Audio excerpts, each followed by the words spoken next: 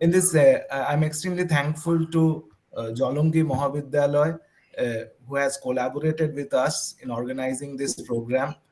We have, I guess, we have with us today Shomik Ghosh, head of the department, English department, Jolongi Mahavidyalaya. Principal Sir of Jolongi Mahavidyalaya will soon join us for the program. He's on his way at actually he's traveling now, so he'll be joining the program soon. So I think we are most of the many of us have joined and people are still joining in. So sir, with your permission, I would like to start the program, today's program, sir. So Please, sir. okay, Go sir. ahead. So this today's webinar title, Listening to the Margins, would specifically focus on challenging what we call the boundaries of literary canon by focusing on marginal voices in the fields of English literature. Uh, English departments across the globe in the last 40 years have consistently challenged these boundaries and have extended their area of research, looked into newer fields of literature, brought new texts into what is called the canon. So, following this tradition, our department, uh, along with Jolongi Mahavidyalaya English Department, have decided to organize this webinar, which will be focusing on two specific areas which have been under focus for a lot of time. We are extremely glad to have among us two very young and energetic and promising scholars, Dr. Shoykot Sarkar, a very dear friend of mine, and Dr. Indrani Chaudhary, who have taken their time out of their busy schedule and have given their time to interact with our students. So at the very beginning, I would like to thank both the speakers of this webinar for providing us with their valuable time. So before starting with the business session, I will request our respected Principal Sir Dr. Soumitra Kaur, who has been instrumental in giving us this, inspiring us to organize this kind of sessions for our students. Uh, uh, so I request Sir to kindly say a few words and invite our respected speakers. Thank you, Abhijit Babu. A very good morning to each and everybody present over here. At first, how we are really privileged to, have our honorable speakers, Dr. Shoykat Sarkar, Assistant Professor, Department of English, Coach B.R. Panchanan Burma University, and Dr. Indrani Chaudhary, Assistant Professor, Department of English, Brainware University. We are also thankful to Jalongi Mahavidyalaya for, basically collaborating us in organizing the seminar. And basically, we are also, let me thank the students who have joined the program. This is basically opportunity for the students, to basically extend their experience and exposure beyond the curriculum, because we are undergraduate college, so the students, they have just begun their you know journey beyond the strict vigilance of parents and teachers. Now college is the beginning of that. Then after this, maybe they will move to university, or few of them maybe you know go to the research field. So this kind of opportunity where they will get to interact with the scholars who are doing excellent in their field, so will give them a good platform and exposure. So thank you everybody for basically joining hand with us for this our this effort to make some exposure to our students. And today's topic, the listening to the margins, is a beautiful topics in the literature, because literature, we know that everybody speak about that pains are mightier than sword, right? Similarly, literature is not only arts. Literature is something which can and which has already for the decades or for the centuries, literature is speaking or shouting for the social cause. So this is one of the area where our speakers with specific examples will showcase how the literature speaks, not only speaks for our literature, ask for justice for social causes. So hopefully our students will enjoy and learn a lot from today's sessions. And without any further, extending, because um, our experts are there to speak about these issues. So let me thank everybody again, and I request Abhijit Babu to just continue with the session. Thank you. Thanks a lot. Thanks a lot, sir. Uh, so, with this, without much delay, we will start with. Am I audible? Hello. Yes, sir, you're audible. Yes, yes. So, without much delay, we'll start with the business session. I will request others who are present in this webinar to please be on the silent mode, keep mute yourselves, and when the question and answer session begins, you can unmute yourself and ask questions to the lecturer, to the speakers. So, in the first business session, will be our honorable speaker will be Dr. Indrani Chaudhary. I would invite uh, her to deliver a lecture. Before that, I'll just give a brief introduction of Dr. Indrani Chaudhary. She has been extremely kind to accept our invitation within a very short span of time. So thanks, madam, for accepting our invitation. Dr. Indrani Chaudhary is an assistant professor in Department of English and Literary Studies in Brainerd University, Barashat, Kolkata. She did her PhD on Afro-American women's life narratives from Raigonja University. The title of the thesis was Poetics of Protest and Self-Fashioning in the Life Narratives of Alice Walker, Maya Angelou, Zora Neale Hurston, and Audre Lorde. Her research focuses primarily on the areas of feminism, post-colonialism, and eco-critical studies. She has been a prolific scholar. She has worked with Research Cultural Society, and she has hosted conferences and published several articles in UGC Air Literature journals. Today, her title of the lecture is A Garden of One's Own, a reading of Alice Walker's In Search of Our Mother's Gardens. So we are extremely looking forward to an engaging session ahead. So without much delay, the stage is yours, Linda. So please.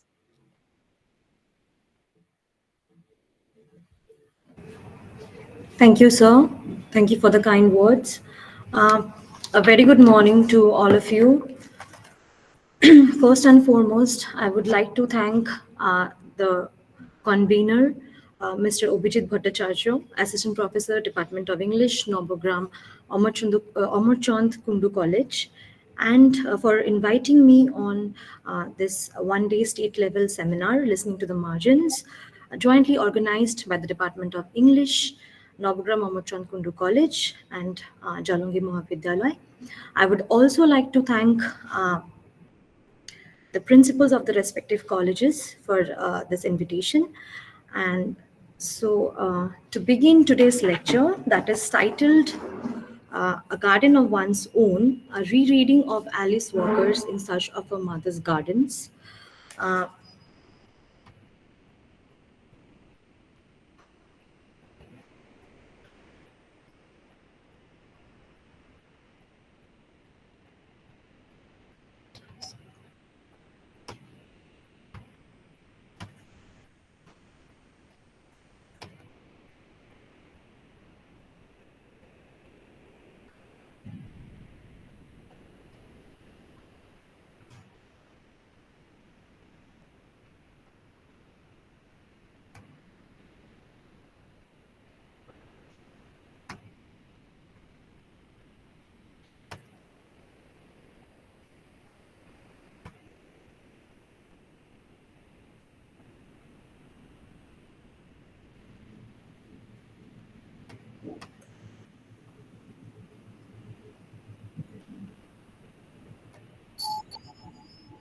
Sir, for some reason, I'm not being able to share I the. think Ma'am, I do think one you can thing. just press Just that ignore button and that will work, I guess. ma'am, ma'am, you can do one thing. You just open the presentation first and then share yours one window from Google Meet. That will work. How would I do that? Just open that. No, no, no. Just I mean, stop presenting. Stop presenting first. Stop presenting. Okay. Stop presenting. Then share your screen. Look, I mean, tap on the share button beside that emoji. Tap on the share button beside that emoji.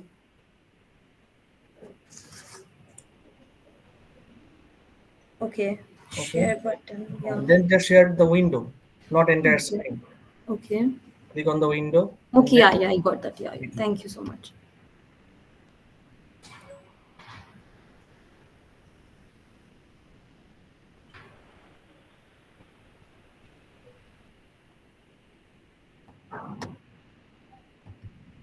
yes, ma'am, it's visible. Just begin with the first slide. But I'm unable to see it. Look, you need to open the PPT on your computer first. Okay. Don't open the Google Okay. Meet. Okay. Okay. Okay. Okay. Go to the Okay. PPT.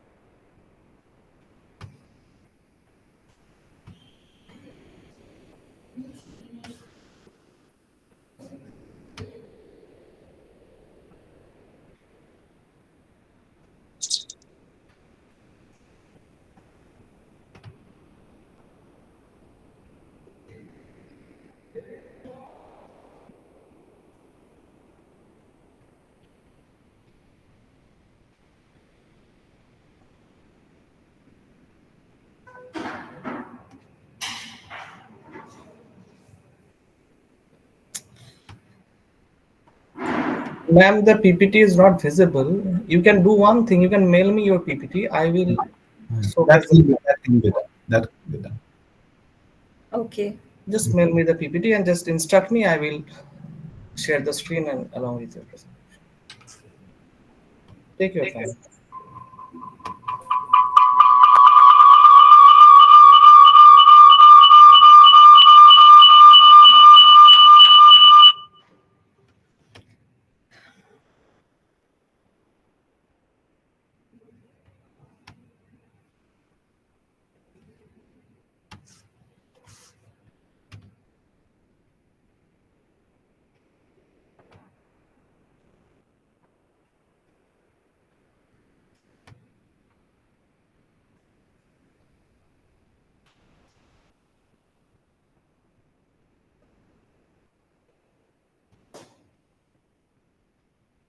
I'm doing a presentation. Okay.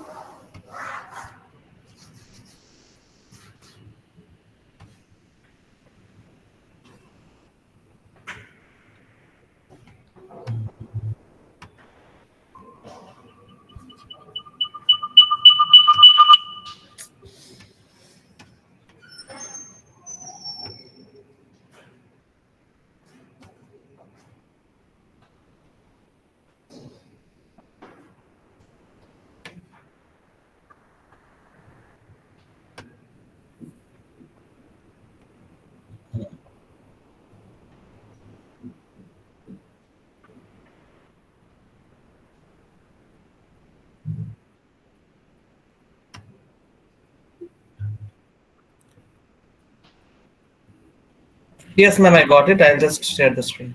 Thank you. Great.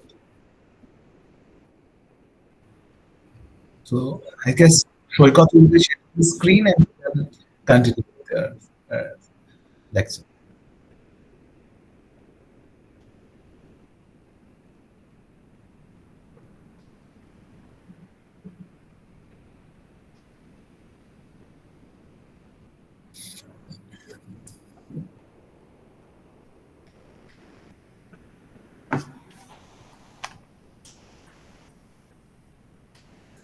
Sorry for the technical issues. So, to begin with today's lecture, titled as A Garden of One's Own, a rereading of Alice Walker's uh, In Search of Her Mother's Garden. Here, I would delve deeper in the term. The term gardens here is used actually as a motive, and it is metaphorical, signifying the literary roots and traditions of the Black literary cultural heritage, and also the Black female precursors of Alice Walker. And therefore, this term is very significant because it actually signifies the an idealized field of Afro American literary heritage. The title of the text, of this phenomenal text of Walker in Search of a Mother's Gardens, is significant because it symbolizes a fertile ground where different colors and of flowers bloom together in this fertile ground by drawing nourishment from it. And Walker's choosing of the title is apt because it shares a sense of quest, a kind of zeal and adventure to bring into surface. To bring onto surface what has remained obscured or invisible for so long, and therefore this title In Search of a Mother's Garden is actually signifies a kind of journey that is ongoing, which is a journey of both recovery and discovery, and it's not a final destination of her writing career. And in this volume, In Search of a Mother's Garden, she pays tribute to those countless black female writers like her grandmothers, her ancestors, her foremothers who had that every bit of intelligence and that creative spark in them, but they were unable to engage themselves. Into this creative act of writing because they were engaged into this menial activities like working in the plantation farms and this in the kitchen works like handling the kettles and pots, because we all know that this Afro Americans have this long history of being enslaved from Africa to North America as indentured labor under the European slave trade conditions, and later on they migrated to South for working in the plantation farms where they have settled down and while working in the plantation fields under their white masters. So, Walker's decision of choosing the title is very apt, as by choosing it, she focuses her journey to foster a Black women's rich heritage that would exude the creativity, the cultural tradition, customs, beliefs, thoughts of the and then the folk culture of the Blacks living in the southern U.S. So. Alice Malsania Tallulah Walker is an American Afro-American novelist, short story writer, poet, social activist, and in 1982 she became the first Afro-American writer to win the Pulitzer Prize for her fiction, The Color Purple. In her creative span, she has published 17 novels, short stories, 12 non-fictions, several poems, and collection of essays. Born in rural Georgia in a sharecropper's family, she had battled with her eye injury that she had secured at the age of 8 while accidentally by a pellet gun, and she was shot by her brother, and which left her blind in one eye, and there was a scar tissue that was formed in one eye, and she was left blind, and she then sought complete solace and isolation and began writing creative. She began her creative writing after that incident, and that incident completely changed her life because she started actively participating in the social and political movements after that, and she compared her visionary blinding with the sexual blinding of women, that is the female genital mutilation, a barbaric activity that was practiced in the South African countries like Ghana, Sierra Leone, Mali, etc. And this practice was a kind of atrocity that was uh, I mean, practice on the female bodies. Women had to undergo a difficult delivery and a lot of bleeding, hemorrhage, and also premature deaths. So she was actively participating in her activism in while for eradicating the female genital mutilation while working as an activist, and she had formed several organizations that actually was very much dedicated to eradicate this practice in the which was actually considered a kind of purification of the female body that prepared female body for reproduction and marriage. It made women more marriageable and reproductive. So this practice, this atrocious activity was shunned, and she was completely against it, and she compared her uh, her visionary blinding with this sexual blinding of women, where women's genital organs were excised, and she herself had communicated and interviewed these victims of FGM, and later on she wrote a book on it titled as Warrior Marks, and there's also a documentary on it which focuses on the issue very prominently. And later on, she was an active member of the civil rights movement, and she followed the footprints of Martin Luther King Jr. and actively participated in the civil rights movement. And her important or pioneering works includes her novel *The Color Purple*, which was published in 1982, the political novel *1976*, which was published in 1976, and with the *Possessing the Secret of Joy* in 1992. Here also she discusses this about this issue of female genital mutilation. In 1983, Walker published her most pioneering work and the collection of Aces in Search.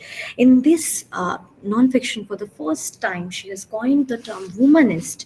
Uh, and by coining the term womanist, she actually draws a clear distinction from the banner of feminism, because she was, as a mature and political activist, she was aware of the loopholes that the feminist movement had.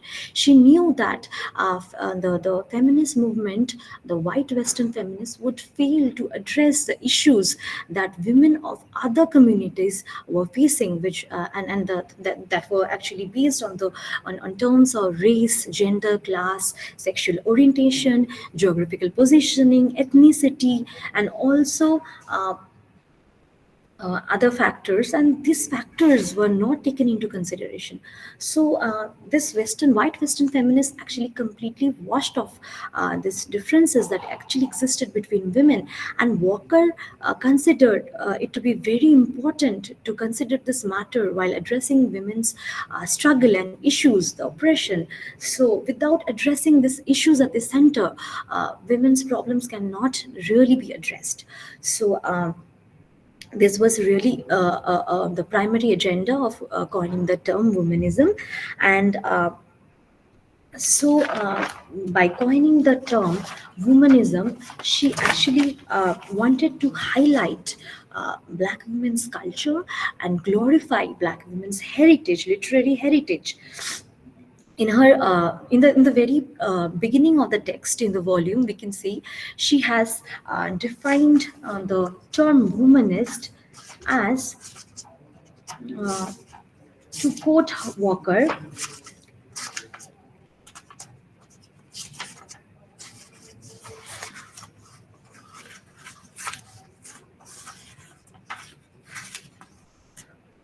The term womanist actually is derived from the word womanish, which means a grown up woman, a matured woman.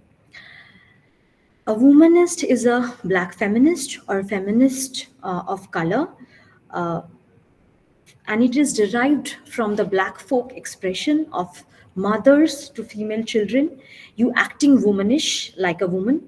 Usually, it refers to women who are outrageous, audacious, courageous, or willful in behavior.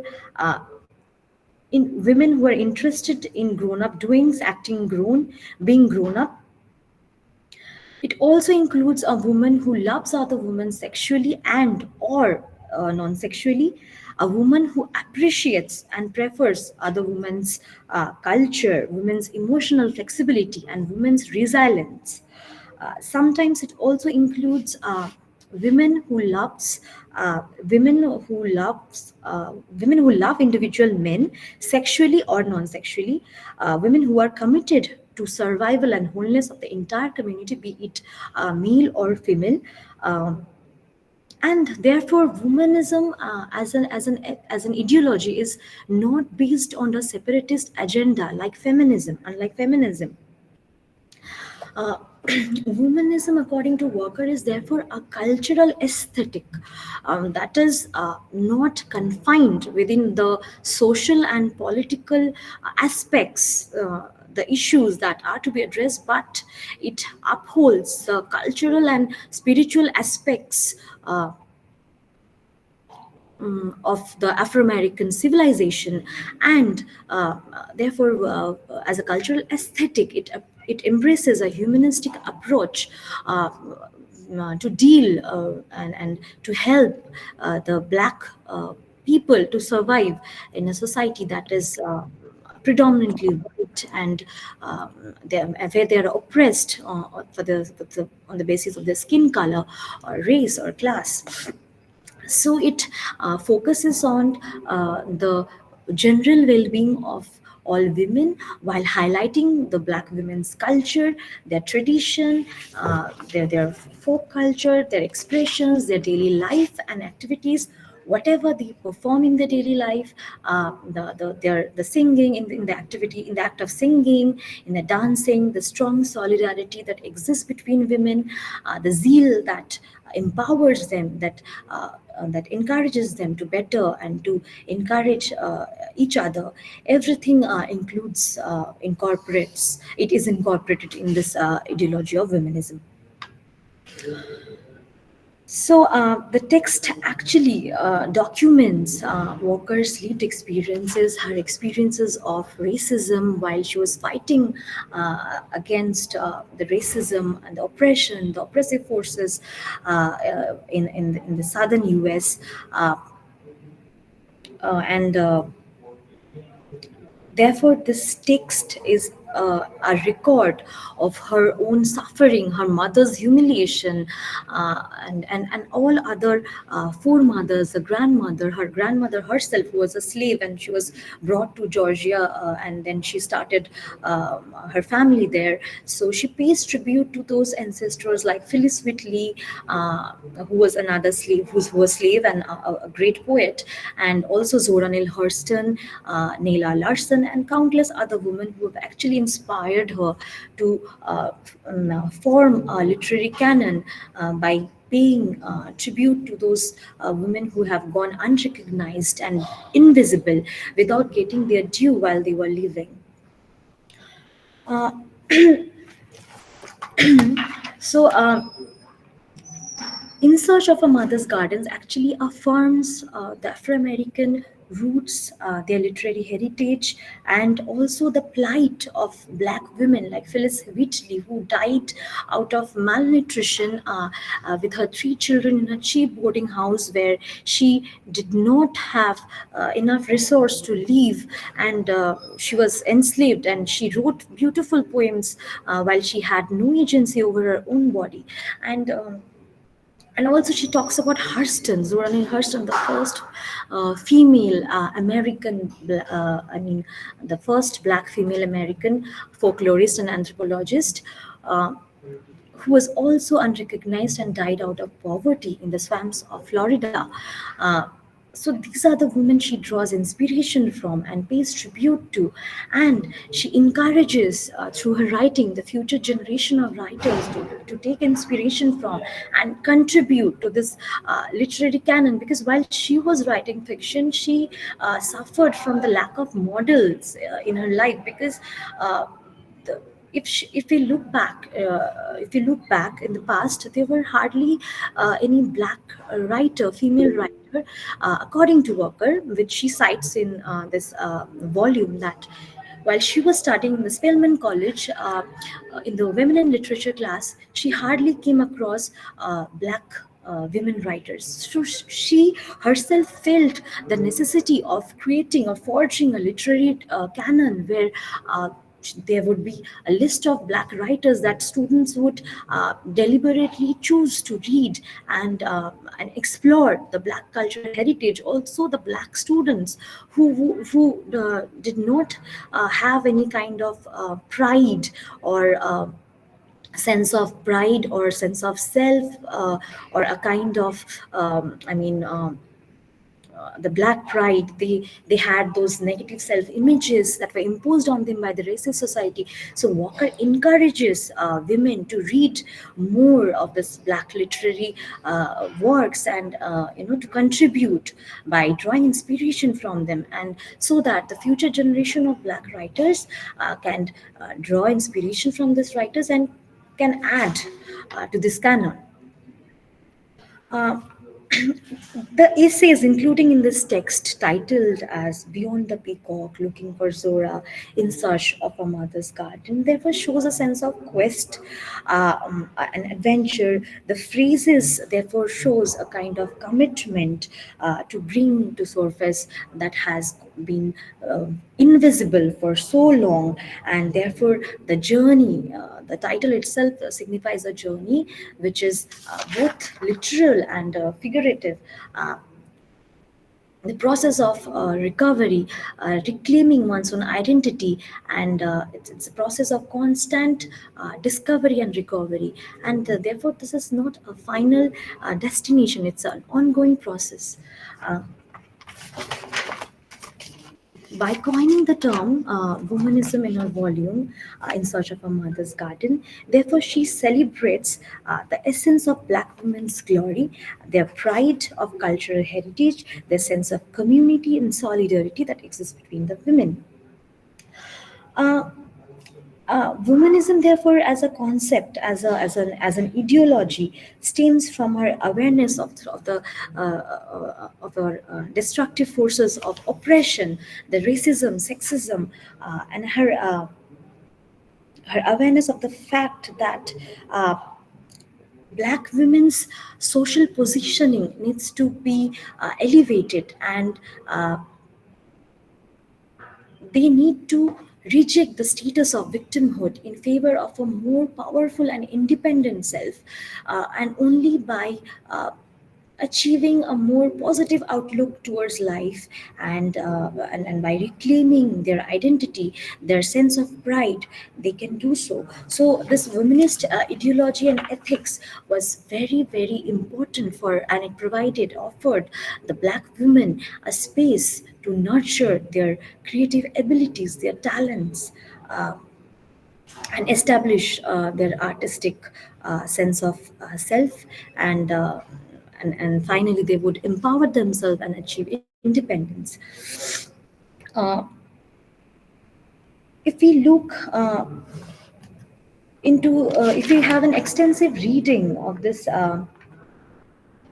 essay, Saving the Life That Is Your Own, we can see that how Walker has asserted and emphasized on the lack of models, and therefore she has asked continuously and profusely that the future generation of writers must read this black women writers like Neela Larson, and this long history of black suffering, and those activists who have gone completely unrecognized, and only by recognizing them that black women would be able to achieve their due in the society and fight back all against all the shackles that actually oppresses them and cripples them and cripples their creative endeavors. So in search of a mother's gardens, in this particular text, we see she has celebrated the customs, the rituals, the traditions that was very much prevalent during her time in the southern US. We see this concept of other mothering, this midwifery. There's a strong sense of solidarity, the communal ties and kinship ties, and there is also this practice of voodoo, this activity of quilting. So if we look at Walker's texts like The Color Purple, we can see the Celie, the female protagonist, the female protagonist. She is. Is a battered woman who is helpless. She is physically violated from the very beginning. She is a woman who is constantly crying and writes letter to gods, and God doesn't write letters to God, and God doesn't answer her prayers. But finally, after getting the support, love, and nurturance from the women around her, which is also a kind of womanist ethics that Walker incorporates in this novel, and Seeley gathers the courage, strength, and the financial aid from the character that is the Shag Avery, that is her husband's. She is her husband's mistress. Uh, she provides her the financial aid to transform her creative endeavor into a successful business. And at the end of the novel, we find her. She is. She's transformed into a successful businesswoman. She's a successful seamstress, and the novel ends with her, Celia and her husband, stitching and quilting together. Sorry, not quilting, stitching, and which connotates a kind of harmony that Walker aims to. Highlights that in order to thrive in a society amid extreme racism, that we black men and women need to maintain a perfect semblance in order to fight against those oppressive forces instead of fighting against each other. Mm, and in this novel too, we see this episode of quilting where Celie makes beautiful patterns of quilts, which is a very I mean, a prevalent custom in the black society, where the mothers, grandmothers uses those makes use of those outgrown clothes, the scraps, the bits and pieces, the rags, to make beautiful pieces of quilts with different patterns. And this actually represents the Black rich cultural heritage, which Walker actually emphasized through her works. Again, in another short story, we see that everyday use by Walker herself. There are three central characters, female characters. D, who's an educated, modern, and worldly woman who's left her rural surroundings for a better future prospect, to live the city life. And there's another daughter, quite opposite to her character, that is Maggie, who is shy, docile, and she is not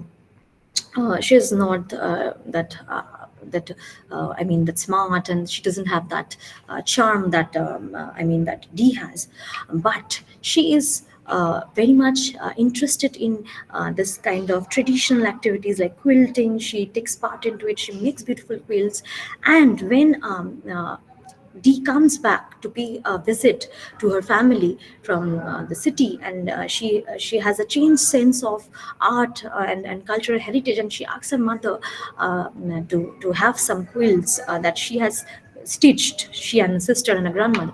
Her mother refuses to hand over uh, those quilt to her, because she senses that. She has a very superficial kind of understanding of that value that they attach to those cultural heritage, because she is valuing those elements of culture only in terms of materiality or status quo. But Maggie, on the other hand, the other daughter, knows how to make those patterns. She makes those quilt herself and uses them in her regular life. So there's a difference, and Walker highlights this difference of that exists between the outlook of the people towards their culture, and asks people to change their outlook, to take pride in their own cultural heritage. And Therefore, this act of quilting is also very prevalent in their custom. And Walker, in Search of a Mother's Garden, talks about a particular quilt that hangs in the Smithsonian Institution in Washington D.C. She writes that it is made of bits and pieces of worthless rags. It is obviously the work of a person of powerful imagination and deep spiritual feeling. Below this quilt, I saw a note that says it was made by an anonymous black woman in Alabama 100 years ago.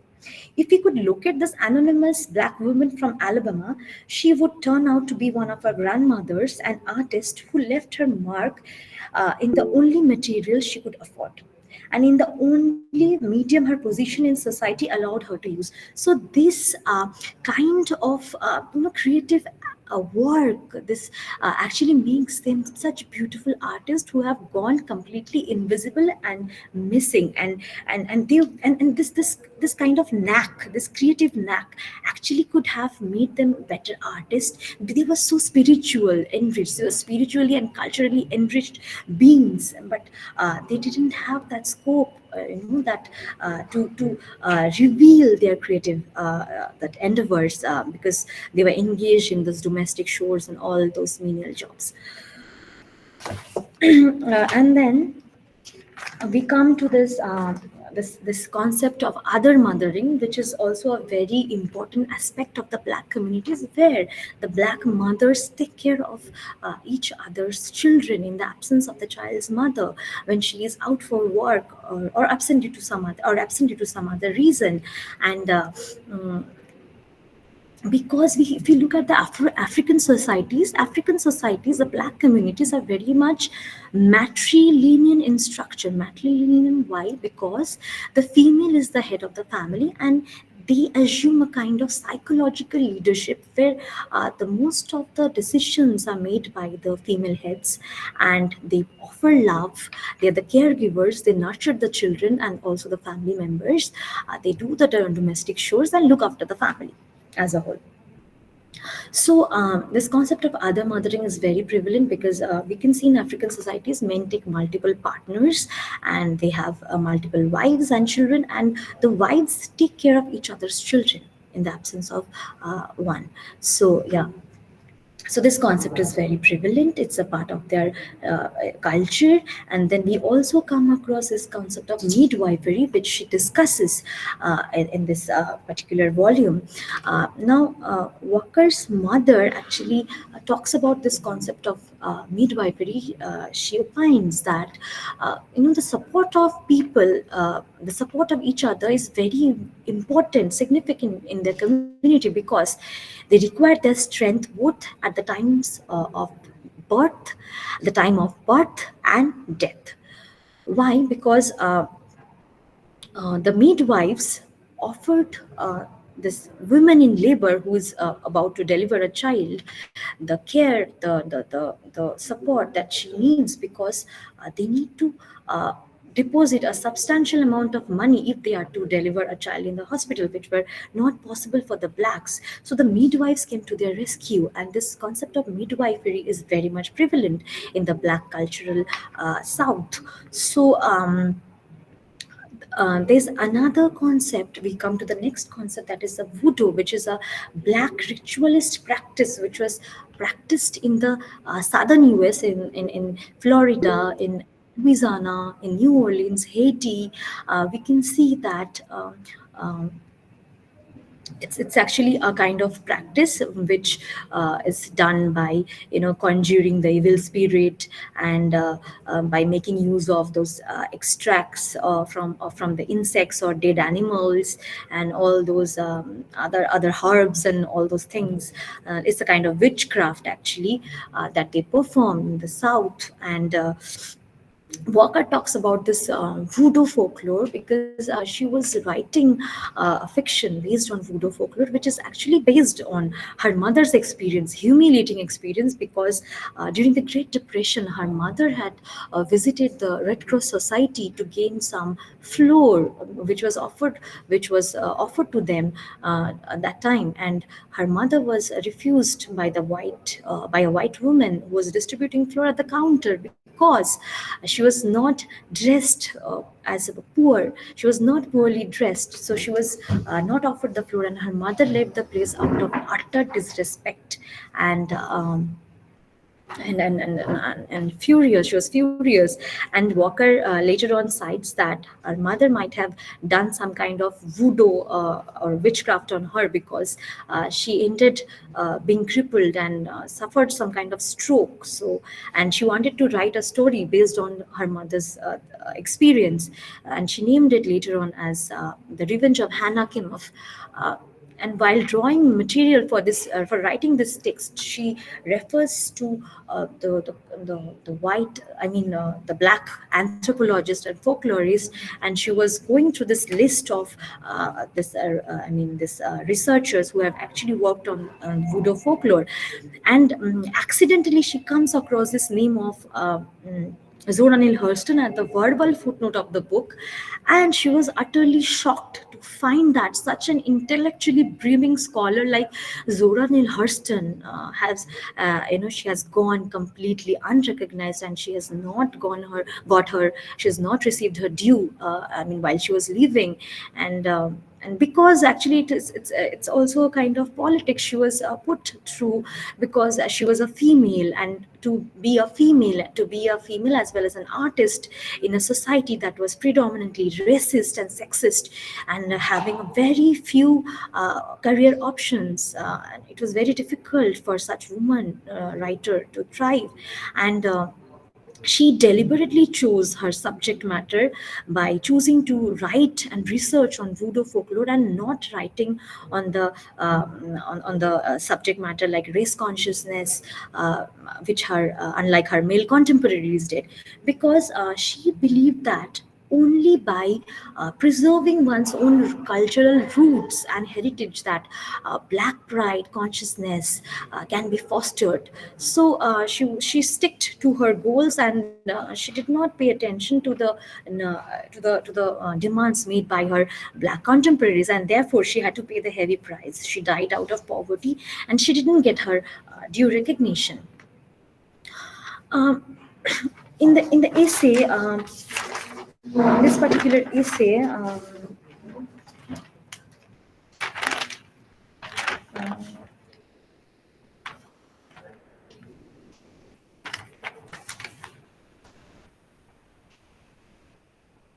a top convocation, which also is an essay that belongs to this volume. It belongs to this volume, In Search of a Mother's Garden. Uh, a talk convocation 1972. Here Walker overtly challenges the preconditions put forth by the famous English writer and novelist Virginia Woolf, that if a woman is to become an artist or write fiction, she must have money and a room of her own. Walker cites example of Phyllis Whitley. She was a slave. She worked as a maid under drudgery. She lived under deplorable condition, but she has composed beautiful poems. She was a woman who had no control and agency over her body, but she had that ability to compose beautiful poems.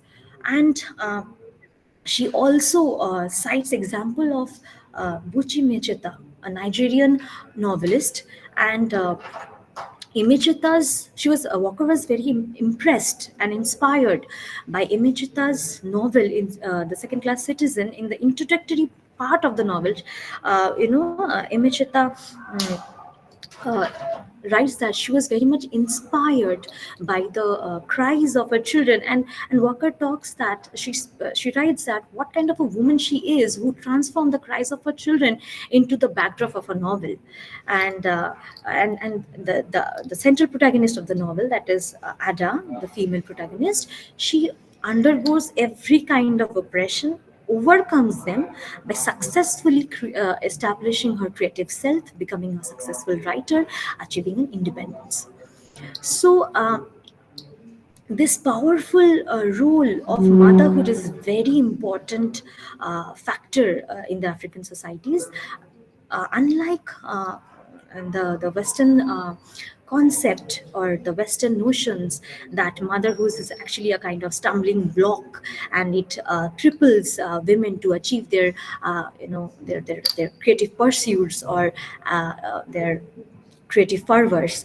Rather, it encourages them or acts as a catalyst to better or excel in all fields. So, Walker in this volume, In Search of a Mother's Garden, actually fosters a kind of, distinct realm away from the realm of white female writers, because she was unable to relate her lived experiences with those experiences of the black, with the white female authors like Wolfe and Austen. Uh, because according to Walker, white authors or white women actually had to fight against only one front, that is sexism of men, white men, whereas black women had to fight against multiple fronts, that is sexism imposed by both by black and white men, also racism imposed by white men and women.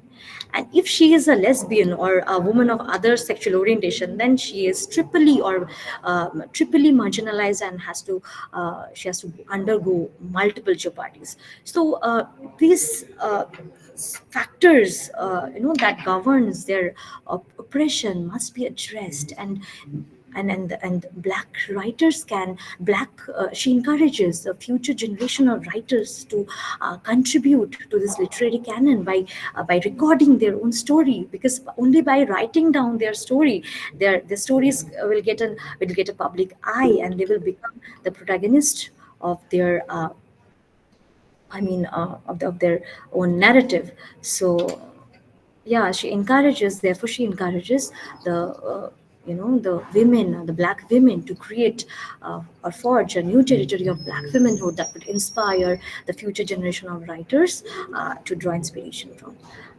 That's all about my presentation. Mm, Okay. thank you. Hmm. Thank-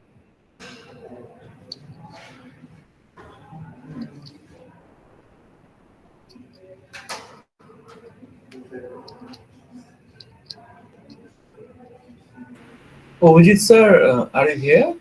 Hello, hello. Am I audible? Yes, sir. Yes, sir. Okay. Thank you, Indrani Madam, for your very engaging session and the lecture. Uh, most of our students who are now in their fifth semesters are doing Alice Walker. So they are doing Color Purple. So I guess most of the students will be able to relate to what you were saying, and the way you talked about feminism and how it is distinctly different from the feminism that we talk about. This is an area which actually most of the student gets confused when they work with Alice Walker. So thank you for introducing that and focusing on that point. So before going on, I guess there are quite a number of questions waiting for you. So I will open this session to the Q&A round. So anybody who is interested to ask questions can unmute yourself and shoot your questions to our respected speaker.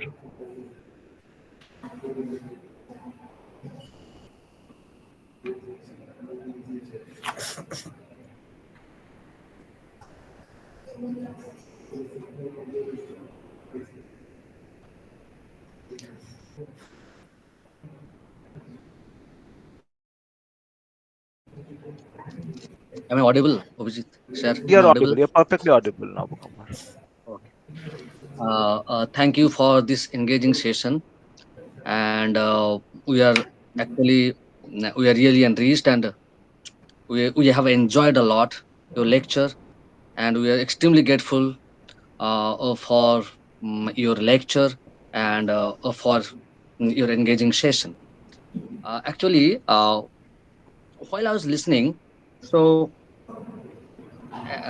I thought an issue that I would like to just relate this title. I would like to raise the issue of the title, and your title seems quite interesting because it is an echo of seminal essay written by Virginia Woolf, A Room of One's Own. And this essay is also a text which always we refer when we speak about feminism, the rise of feminism. So, and here Alice Walker is talking about womanism. So, actually, Virginia Woolf is coming from English background, so she did not have to face the twice oppression, that is faced by the black women writers. So, is there any actually one kind of a room of one's own, a garden of one's own? So, room is replaced by garden. So, how is this deal to it here in her essays that are included in search of our mother's garden. So how this room and garden, room is, we see that room is included in the title of Virginia Woolf, and garden, uh, which you have included in your title, a garden of one's own. So how does actually how is it dealt with, and how is it addressed?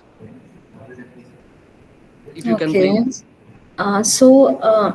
Yeah, you have rightly pointed out, and I have also mentioned in my lecture at the very beginning that this term garden actually signifies the Afro American literary heritage. Garden here stands for a fertile ground which encourages or nurtures the plants to grow, just like a mother nurtures her child to grow.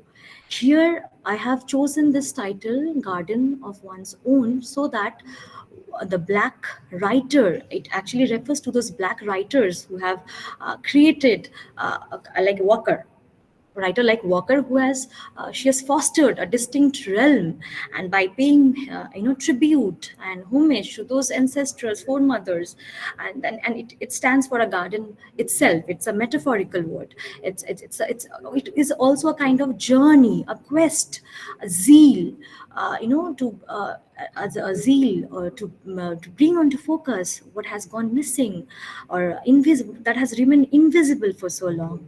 So garden here suggests a kind of the fertility that it can offer, and here it actually stands for the canon, literary canon of Afro American, black Afro American women's literary heritage. Thank you so much, ma'am. Thank you. Uh, I'll just interrupt a bit, and we'll continue with the question answer session. We have today amongst us respected Principal Sir of Jalongli Mahavidyalaya. He has joined the session. So, sir, thank you for joining this webinar. I'd request you to say a few words and encourage the speakers as well as the participants. Thank you. I'm very glad that Navogram Amar Chand Kundu College and our college is organizing a state level seminar. And I remember that when we are the students of University of Kalyani in 90s, that time this type of webinar was not there. All our physical seminar. That time, the preparation of the seminar was little bit different. So much work we have to do, but then that time we are young and we are surprising that somebody is coming and saying this type of lecture. Someone is showing the body language is very good. Somebody is the knowledge is very good. So we are imitating them and prepare ourselves as a teacher to be a good teacher, good lecturer like that. So nowadays, after Corona period, especially this type of webinar in uh, distance mode is coming, and it is very very useful that that particular speakers, those who cannot come to the college, especially college like us, this is very interior, location is very interior, but also we can hear their lectures, their speech, and enrich ourselves in a very good manner. So the Department of English, Amorchand Kundu College, and our college Jalangi Mahavidyalaya is organizing this type of state level seminar. Is very good and encouraging for us. And I hope this type of seminar organized afterwards in a very frequent manner. So I thank you all and inviting me to say something, and very much. And thank you very much. Okay. Thank you, sir. Thank you, sir. Thank you. Ah, Thank you so much, Jalangi sir. Mahavidyalaya and Navagram Amorchand Kundu College, situated yes, in the yes, two margins of Murshidabad district, have come yes, yes, together thanks to this online medium and this culture of webinars. yes, Colleges like us who are situated in the marginal spaces get this opportunity to participate in this kind of academic endeavors. So thank you, sir, for your prompt response, and thanks to the department for cooperating and organizing this program. Thank you, sir. thank you, thank you. Uh, so I guess we can continue with the question answer session. Um, anybody anybody interested can just uh, unmute themselves and ask questions. Uh, One thing, just continue with with what we were saying, uh, and we talked about Virginia Woolf and how Alice Walker refers to Virginia Woolf, and while talking about Philip Whitley, I guess, in this session, I was also thinking about how she talks about uh, black women writers who were not focused, like who were whose works were unnoticed in this book. Like she talks about probably Jean Tomer and Bessie Smith and Billie Holiday or Rebecca Flack, for example, and uh, and in this manner, she was almost.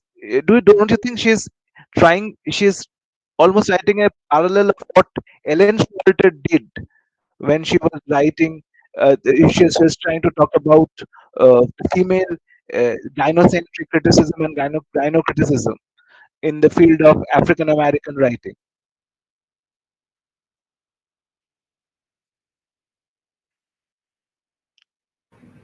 Actually, like as I have read the volume, the entire volume, I could find that she was running, suffering from lack of models in her life herself. And while studying as a student in the Spelman College herself, she has come across.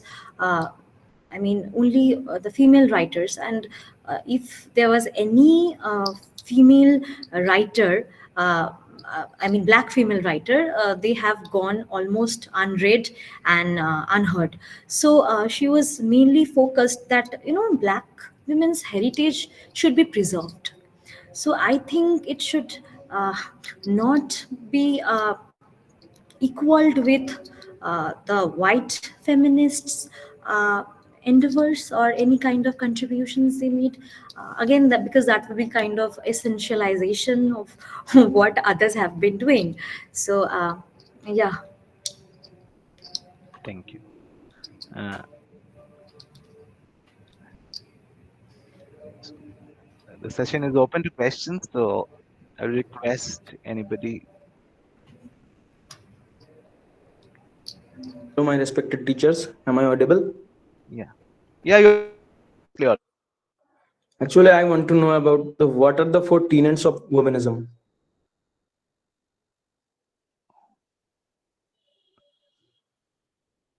My question is, what are the four tenets of womanism?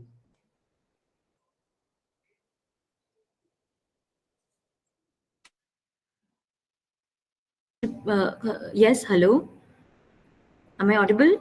Yeah, yeah, Yes, yeah. ma'am. Could you please repeat your question? What are the four tenets of feminism? As I have mentioned in my lecture, that womanism is actually a cultural aesthetic. It is not confined within the social and political aspects that the black women were actually facing it.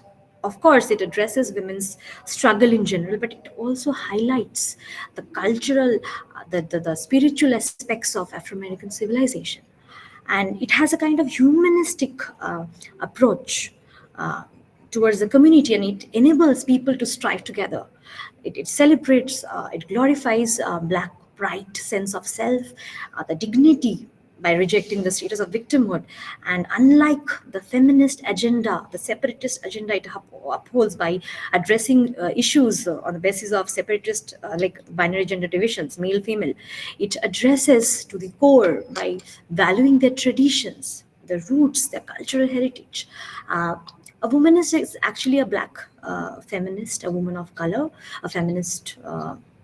A woman who actually is audacious, courageous, bold, who loves other women. It can be sexually or non-sexually, and also women. It also includes women who love men, both sexually and non-sexually. And yeah, these are the things, aspects of womanist ideology. Thank you, ma'am.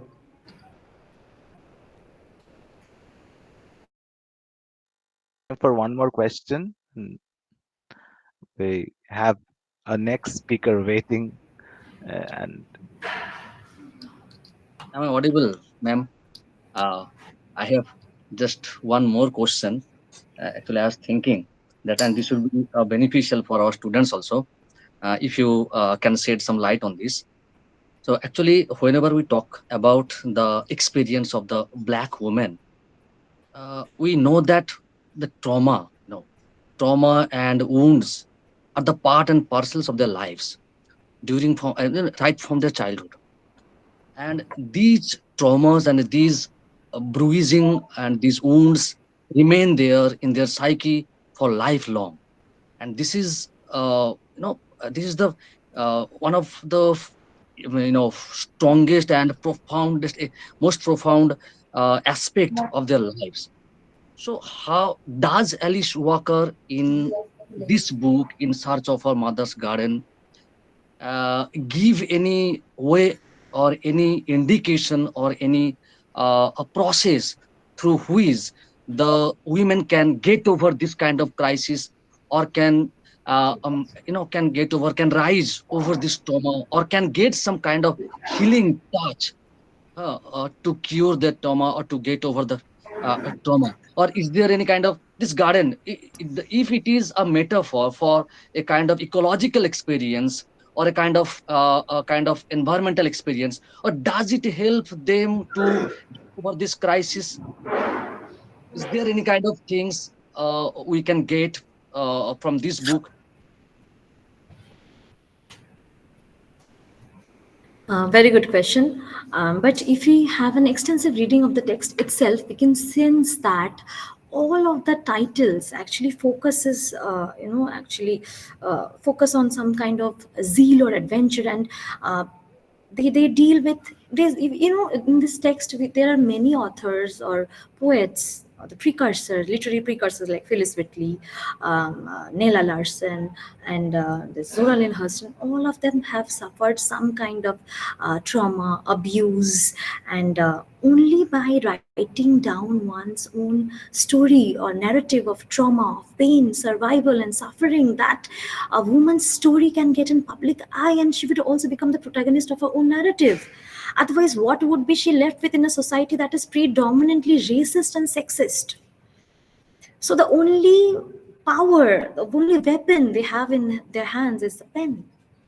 So by writing down their own narratives, they become the protagonist of their own story. The writing gets public eye, and this act of writing is also known as cryptotherapy, because while writing down their own memories of the troubled past, they are giving. This act of writing itself acts as a kind of therapy to the troubled minds. just to add to what you were saying, in search uh, of Mother's Gardens, there were reference to anti-Semitic uh, ideas, anti-Semitism, which Alice Walker is very she highlights, and the issues of Palestine and Yeah. the Yes. things that crops up into the thing, how she relates it with the womanism, the theory of humanism. I think she is an advocate of peace True, and freedom. So yeah, she has always acted. She's actively participated as an activist in all of this movements and struggles. Also in the Palestinian struggle, and in the FGM mutilation, female genital mutilation movement. Uh, yeah, and therefore she is an advocate of peace, and she's always trying to emphasize or incorporate this element of harmony, semblance between this gender divisions, the male and female, in order to thrive in a society.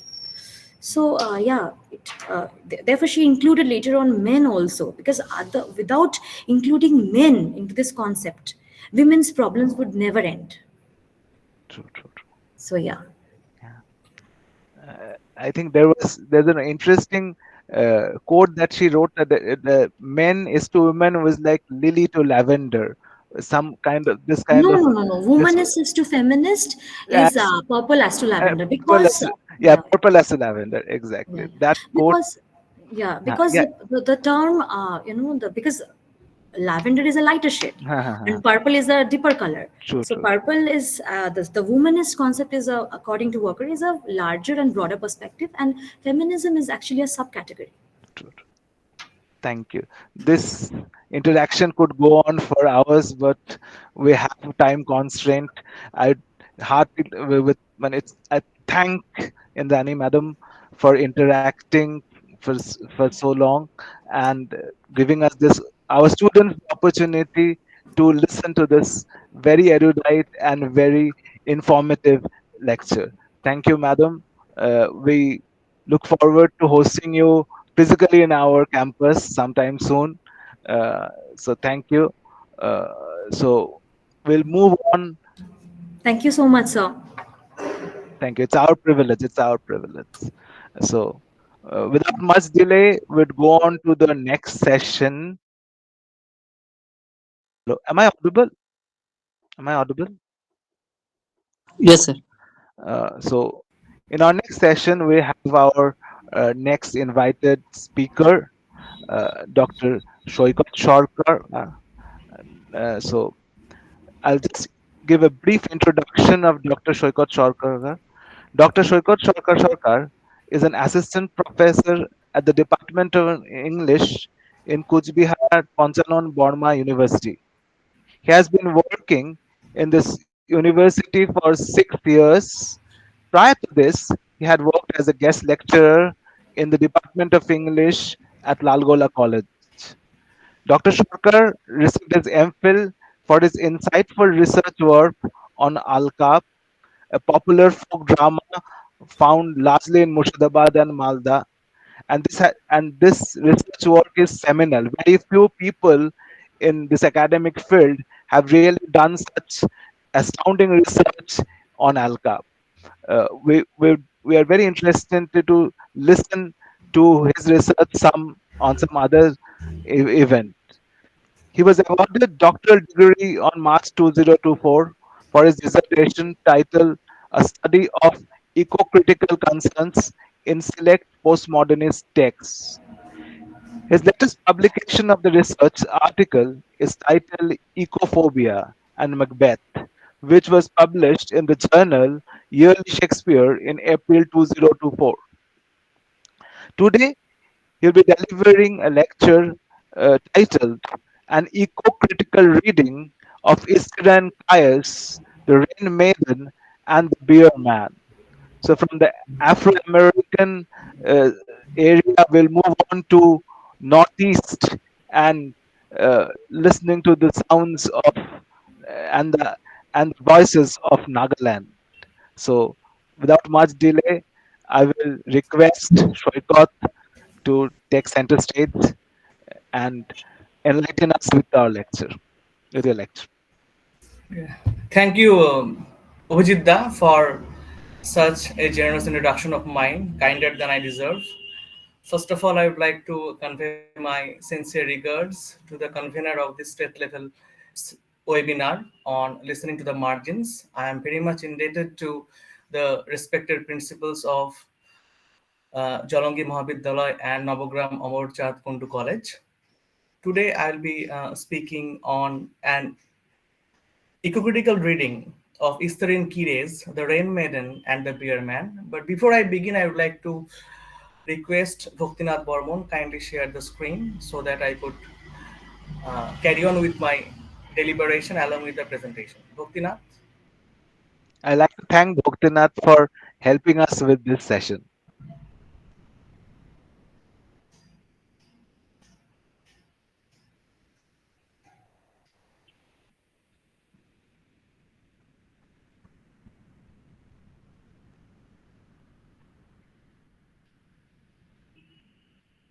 Yes. Okay.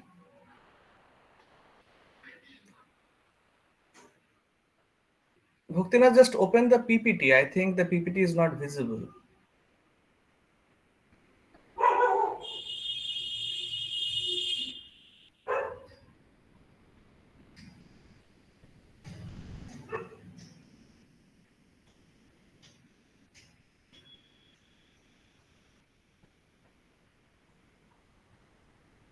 Stop presenting first. Stop presenting first.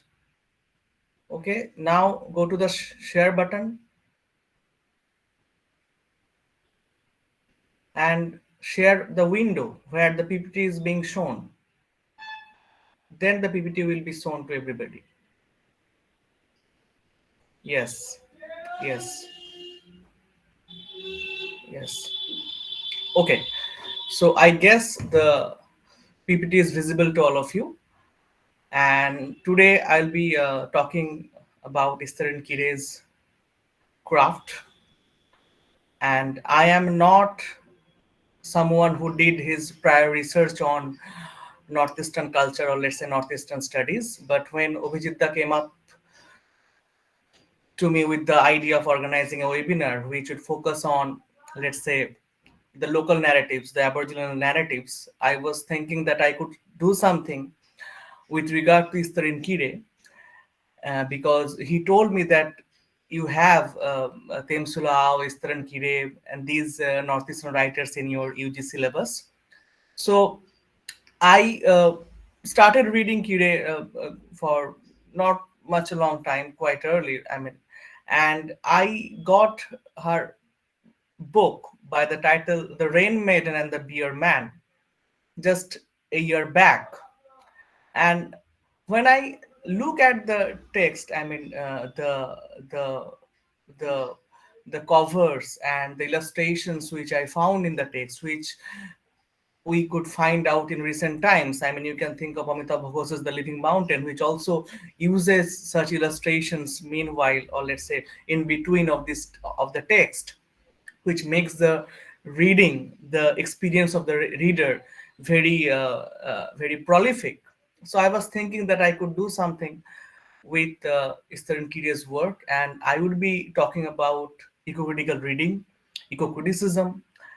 And since eco-criticism is it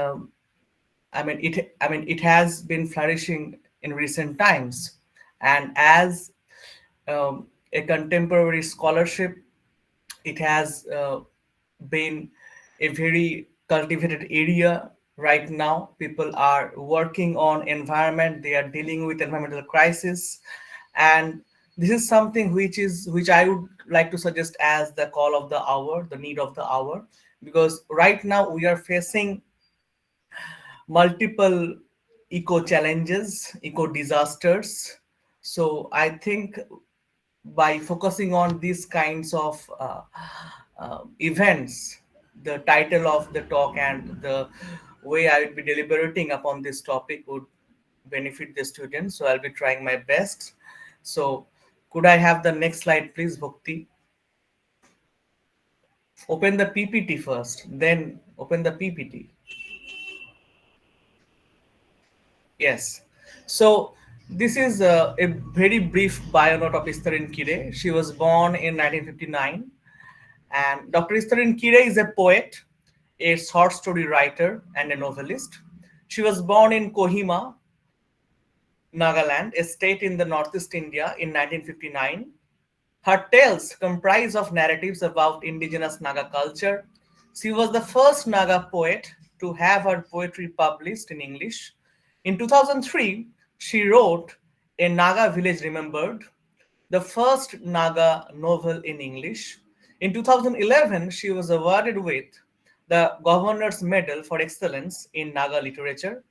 Her novel titled Bitter Wormwood was shortlisted for the Hindu Lit Prize for Life Prize in 2013, and in the same year she received the Free Voice Award from Barcelona. Her novel titled When the River Sleeps, which was published in 2016, was awarded with the Hindu Lit for Prize Life Prize. Could we have the next slide, please? So these are the three major works by Kire, though she had written extensively. The first book, I hope you could see the cover of the first one, which is titled Sky is My Father. This book primarily concerns the insurgencies which happened during the colonial period between the British and the local people from Nagaland. So it's a wonderful book which focuses on how the local villagers they had engaged themselves in a battle against the colonial power, and it also talks about the local tales which try to figure out how the local people, the common people, they have contributed to the national cause, which I mean the narratives which are rarely I mean taken for consideration and which are actually wiped out from the mainstream historiography. So this is a book which concerns the postmodern scholarship about how to write history. It questions the idea of historiography itself. Now, the next book, which is The Spirit Nights, which is also authored by Stern Kire. It also focuses on the Naga folk tales because she has done extensively about the folk tradition, the aboriginality, the indigeneity of the Naga people. And the other one, Walking the Roadless Road, exploring the tribes of Nagaland by Stern Kire. This is also one of her recent books where she focuses on how the tales from the Naga culture, how they contribute to the people, to the culture, and how they perceive themselves. Now, could we have the next slide, please? Now this is I hope I mean we're all aware of the geography of Nagaland, but still I was thinking that I could show the students that this is where Nagaland is situated, so we could figure out this is actually the extreme northeast or northeastern part of India, and Eastern Kile wrote from this particular place, and her writings talk about the local people, the local culture, and the aboriginality of the people. Now, could we have the next slide? So this is the book. If we just, I hope you could figure out if you look at the cover of the book.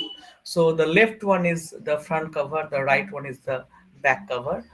You could see it is absolutely gorgeous. The illustrations have been done by Shunandini Banerjee, and this book it was published in 2021, just 3 years back. So this is a very recent work by Steren Kire. And if you look at the pictures, I hope you could figure out that there is a picture of a bear who is just looking in the sky, and the patches, and there are multiple use of colors, and at the back of the cover of the text you could see that the illustrations, I mean uh, the uh, the beard is there, other natural creatures are there, use of colors. So the book itself, I mean, this is, I mean, when I just first look at the cover of the book, I was initially very much impressed, and I was thinking that how, I mean, what could have been inside the book. So I ordered it on Amazon a couple of months back, and I read it out.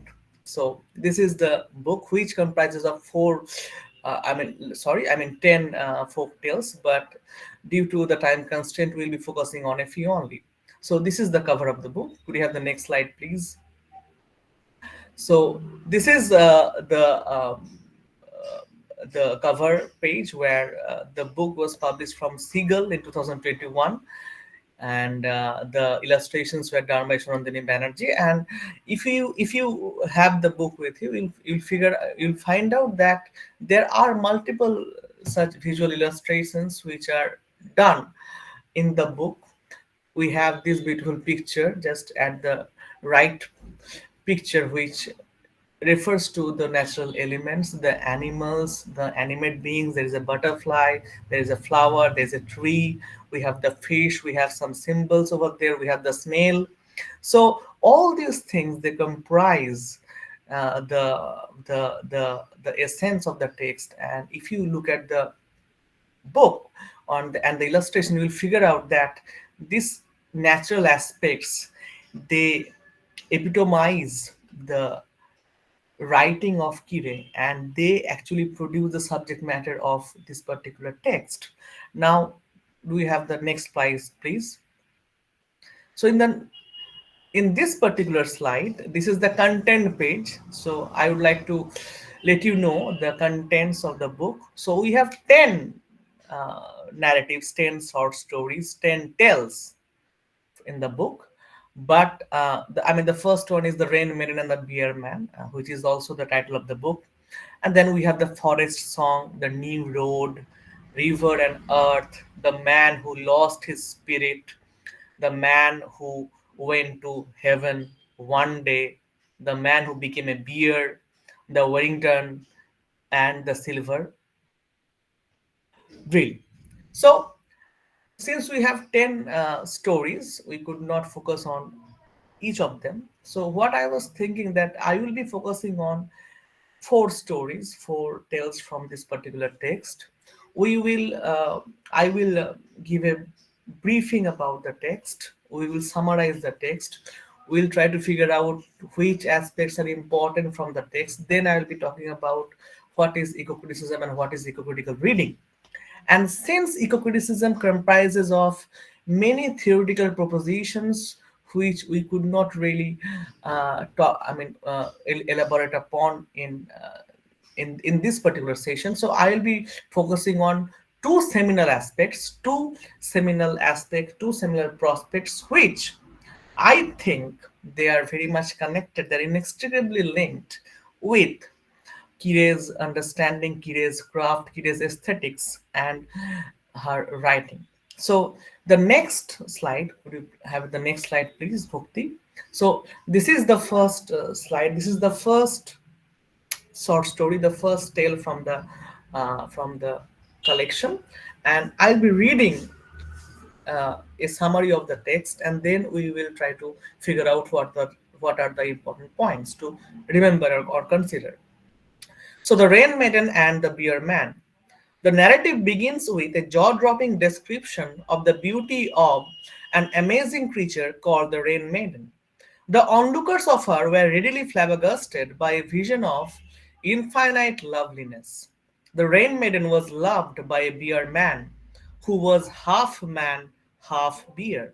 The one half of him proficiently comprehended the world of men, but the other half of him used to be very intimidating, and this version of him attacked whoever trespassed into his territory.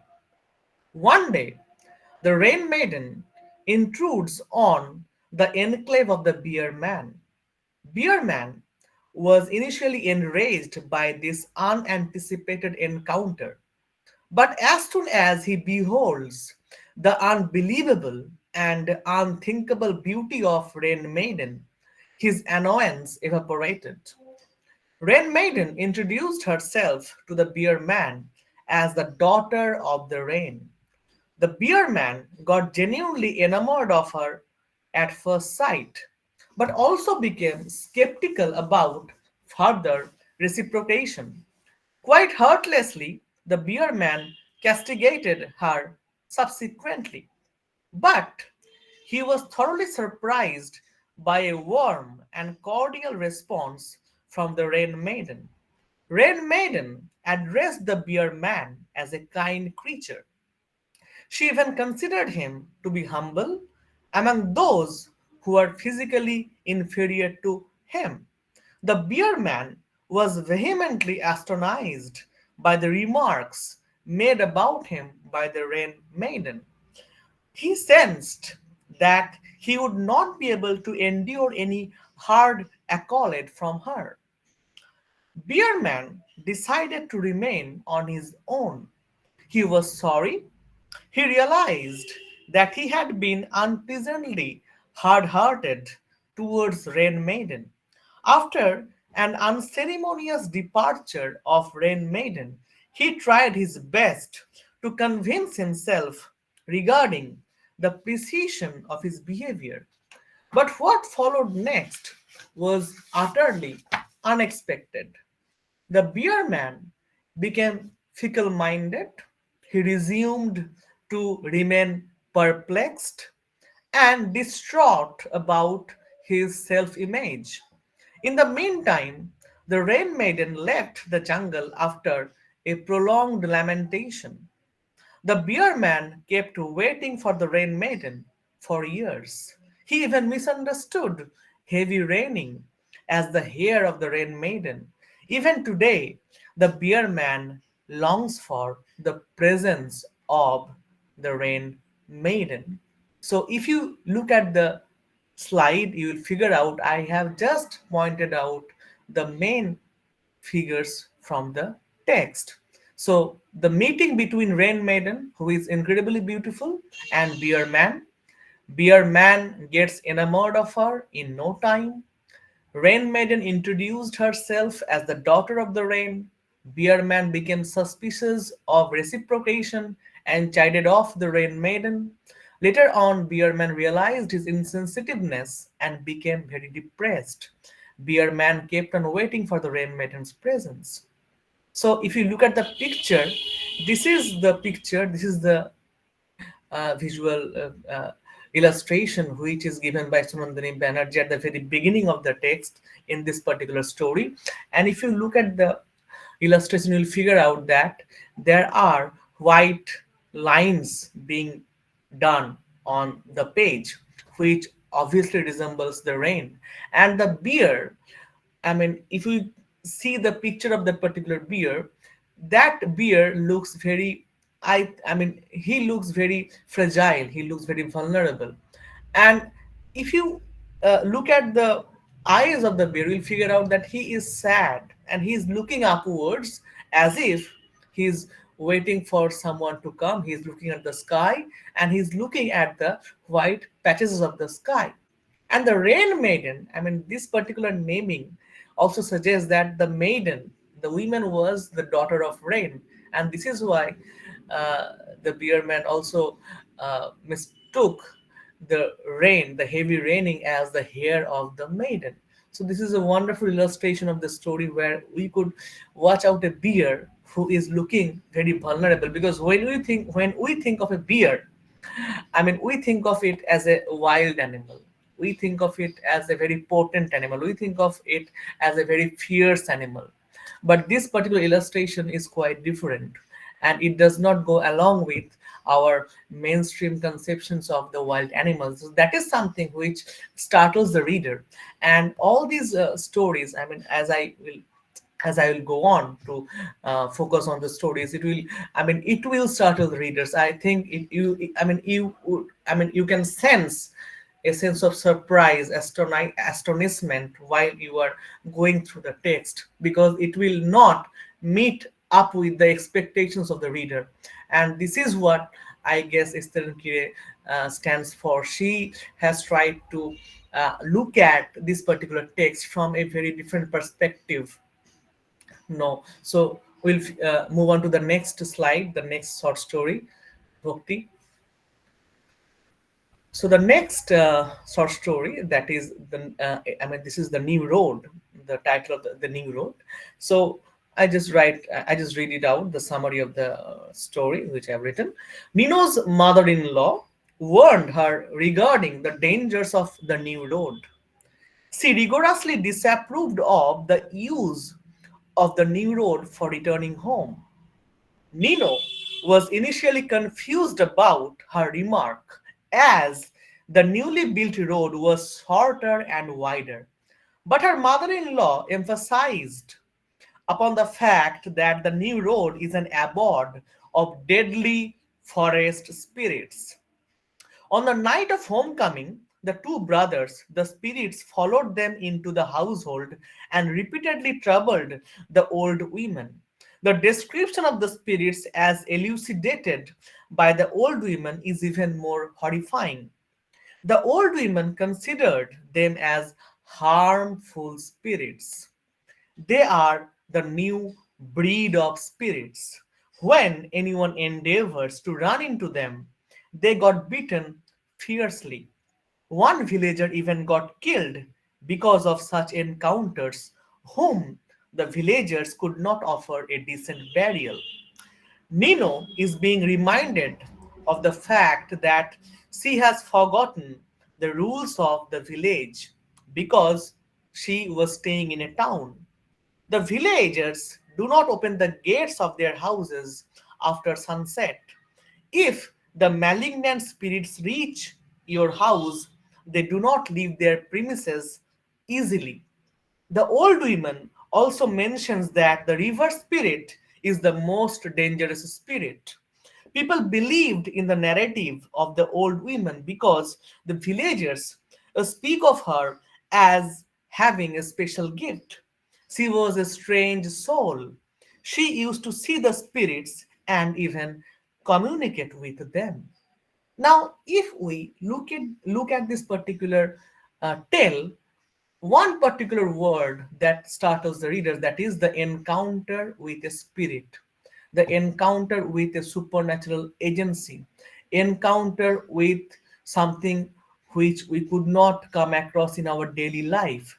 So the mention of a spirit is very important in the text. And if you look at this particular illustration, you'd figure out that there is a very, very vague outline of a woman.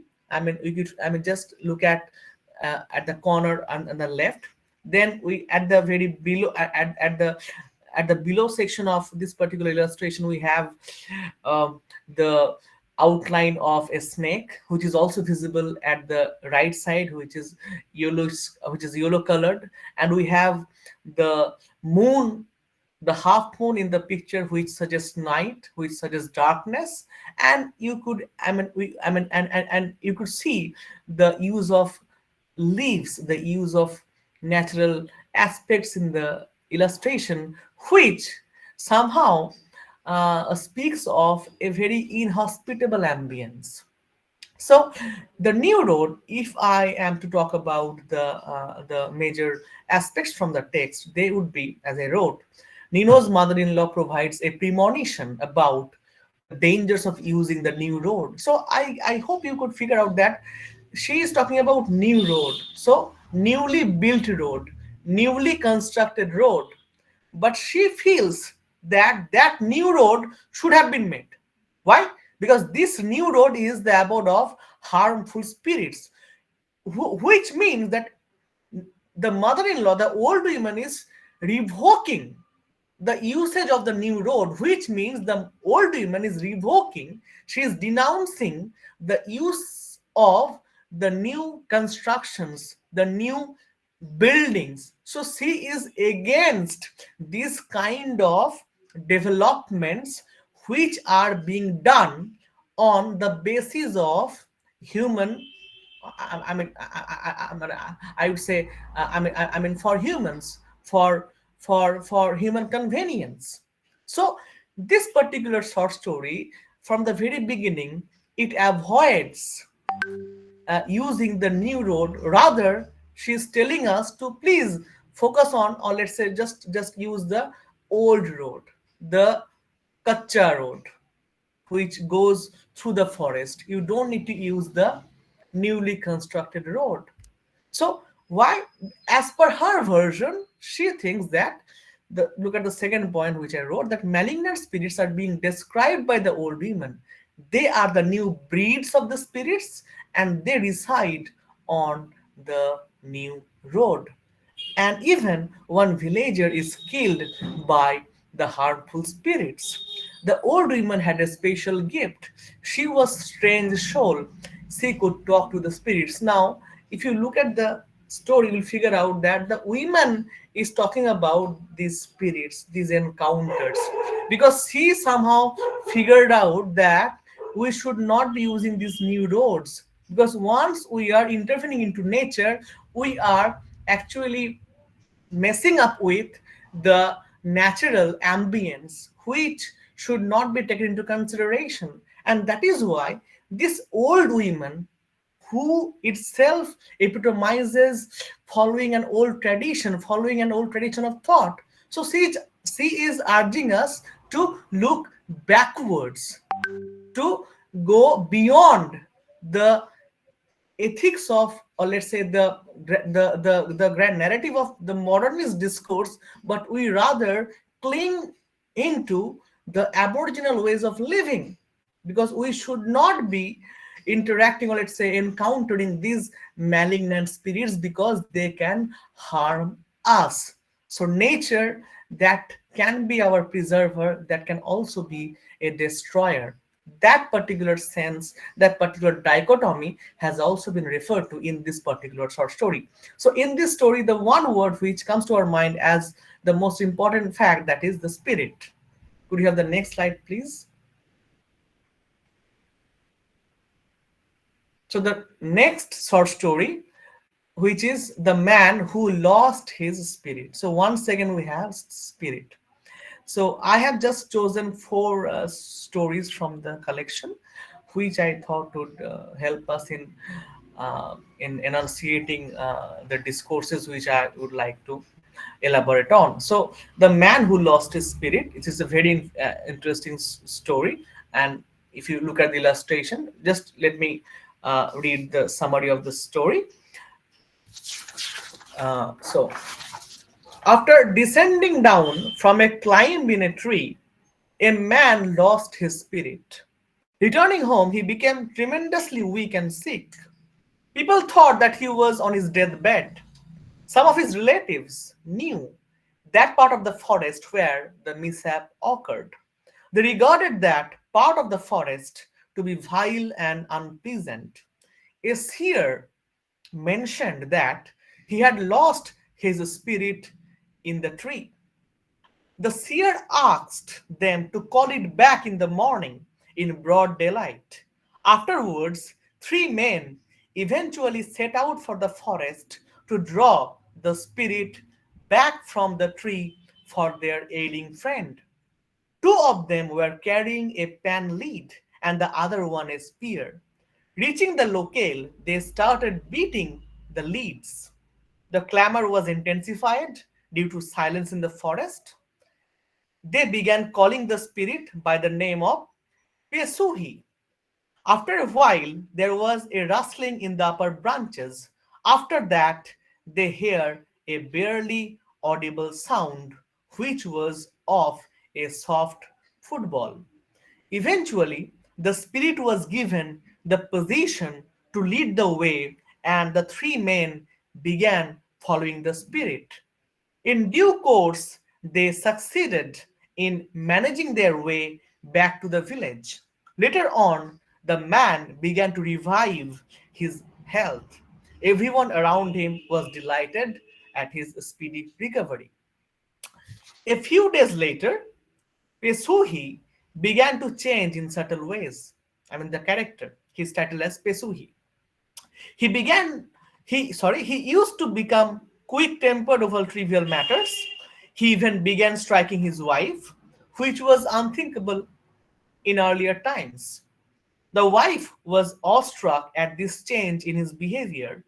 All of a sudden, one day, Pesuhi exclaimed before all that he is going back to the top of the tree once again to fetch a part of himself which he thinks he has left there. His wife begged him to abandon his thoughts, but to his utter disappointment, he left. His wife tried to follow him with their 6-month-old baby on her back, but she could not do so eventually. After following him for a while, she had to stoop down for feeding the child with milk, and she eventually returned home with a heavy heart. Pesuhi found that tree quite easily because of its distinctive features. He, without further ado, began climbing the tree using the footholds swiftly with a dowel strapped to his back. He was carrying a pouch slung across his chest, which the seer had given him. He had kept this fact hidden from his kinsman and wife. At the top of the tree, he initially found a girl spirit who looked very little. Afterwards, he came across, through his mind's eyes, the spirits of two dead children from his own village. Once encountering his own spirit, Pesuhi threw powder at him. This act caught everyone's attention by surprise. As per the instructions received from his seer, he used metal to deflect the power of the evil spirit's presences. The other spirits drifted away as if they had become important. Eventually, Pesuhi met with his spirit and began interacting with him about the things they have done together. They talked constantly to each other about their past adventures. Pesuhi insisted his spirit to return home with him. Both of them, after some time, reached the village. Pesuhi asked his spirit to sing a song together. Pesuhis would be the first voice, and the second voice would be that of the spirit.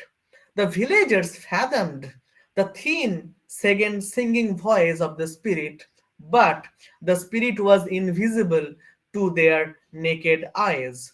Pesuhi succeeds in taking the spirit passing through the gates of his house, which meant the dangers are totally gone. Pesui's wife flung the door open. People saw two figures are collapsing with each other. The wife finally pulls her husband inside the house and shut the door. So, this is a story which is about a man who lost his spirit. Initially, he became very sick, and first his clansmen they went for reaching out to the spirit. Once the spirit was back, he retained his health, but after a while, he again began losing his power, his stamina, his strength, and then he again goes back to the top of the tree where he thought he might have left his spirit, and then he came back home with his spirit, and then the dangers are over. So, if we look at the major points from the text, they would be after losing his spirit, Pesuhi became very sick. The clansmen led an expedition to find Pesuhi's spirit. After the discovery of the spirit, Pesuhi revived his lost health. In a few days, Pesuhi began to change drastically. He became violent and left home unceremoniously to fetch back something from the tree where he earlier lost his spirit. Pesuhi eventually succeeded in get hold of the spirit and brought it home. All the dangers evaporated. So if you look at this particular character, this particular individual, he is not being characterized as someone who is just divorced from his spirit, his spirit self. I would say his spirit self. So Kire is suggesting that the spirits they are also the inhabitants of this particular planet, and when he is characterizing a man, she is characterizing him with reference particularly drawn to a spirit. And if you look at the illustrations of this particular from this particular text, you'll figure out there are multiple animals are being drawn. We have sketches, we have the eyes who looks vile, who look unpleasant, but the story ends with a positive note.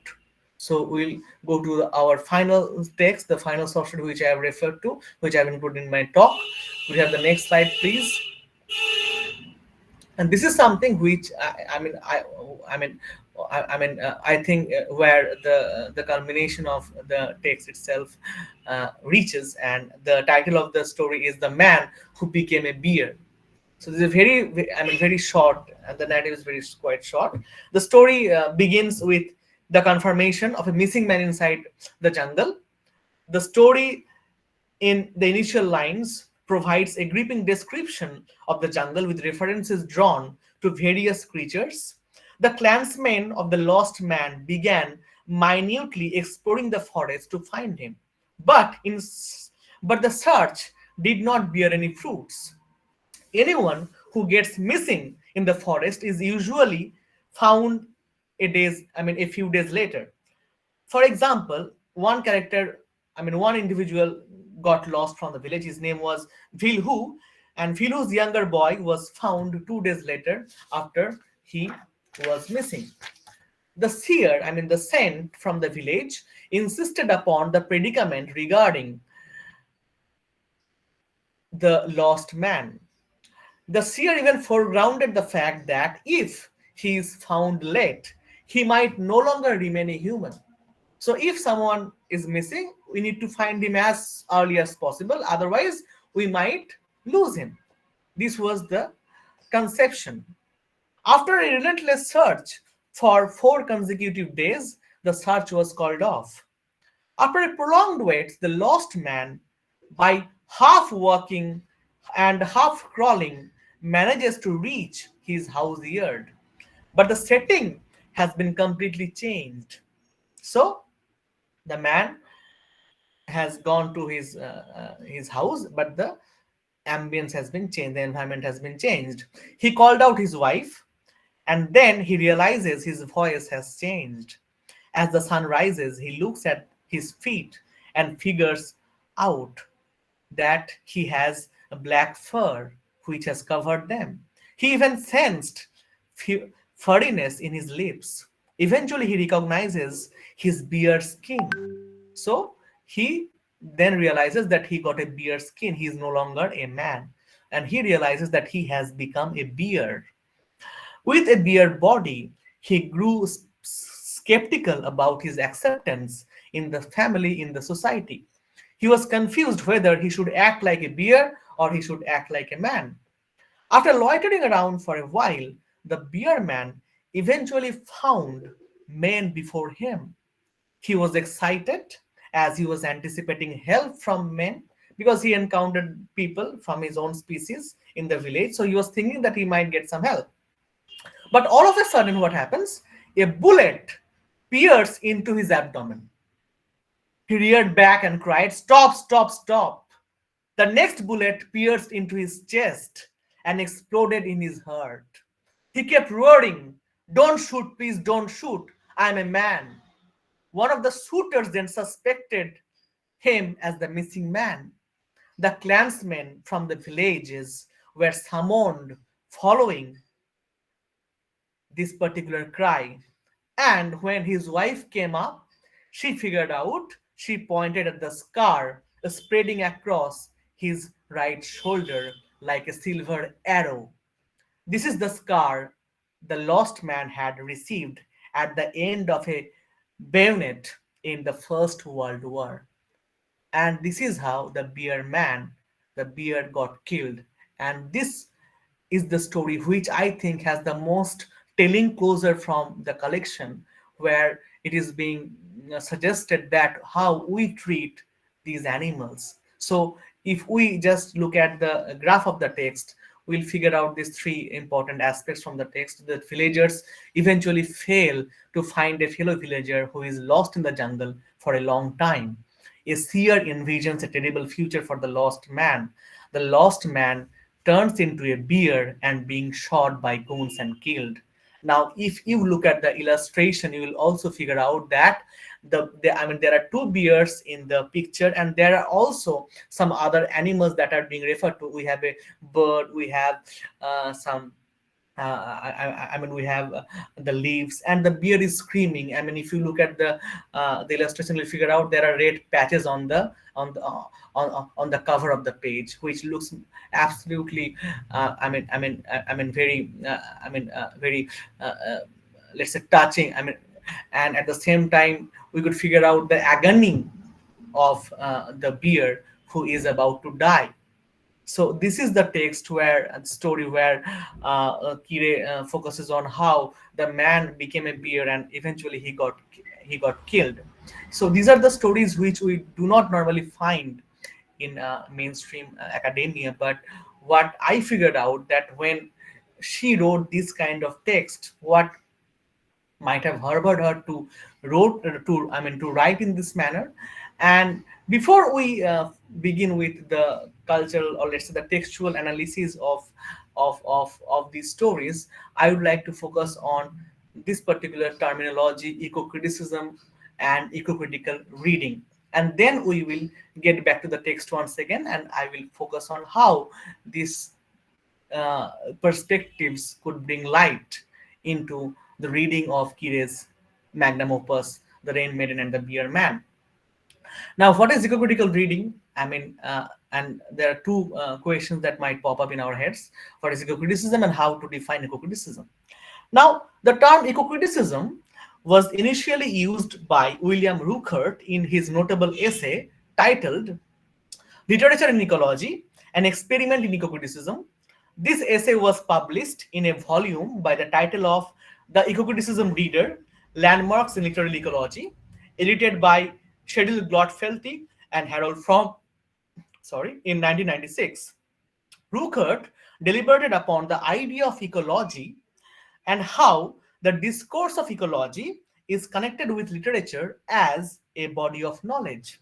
A very significant segment in the essay from Ruckert's article is titled, and I quote, Poems as Green Plants, unquote, where Ruckert writes, and I quote, if poets are suns, then poems are green plants among us, for they clearly arrest energy on its path to entropy, and in doing so, not only raise matter from lower to higher order, but help to create a self perpetuating and evolving system. Unquote.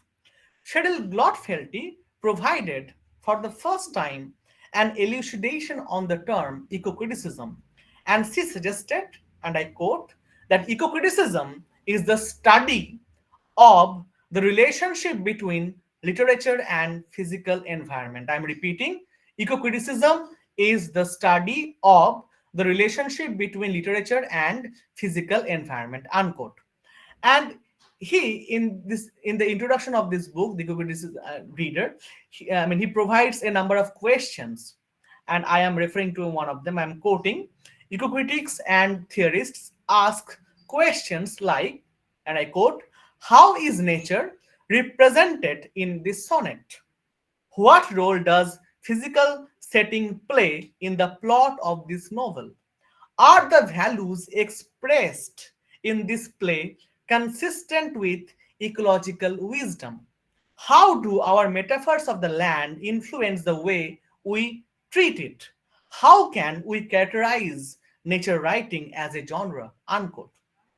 So, eco-criticism as a postmodern scholarship emphasizes upon debriefing nature culture dichotomy. Ever since the inception of Enlightenment modernity, the intervention of man into nature for acquiring material benefits proliferated in an expansive and extensive manner. The commodification of nature was legitimized by the discourses of industrial capitalism and colonialism. These have resulted in a paradigm shift with regard to human non human relationship.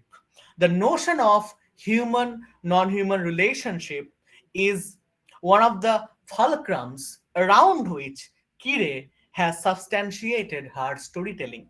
One of the major outlooks propagated by eco-criticism is the propagation of bestowing value on non-human life forms.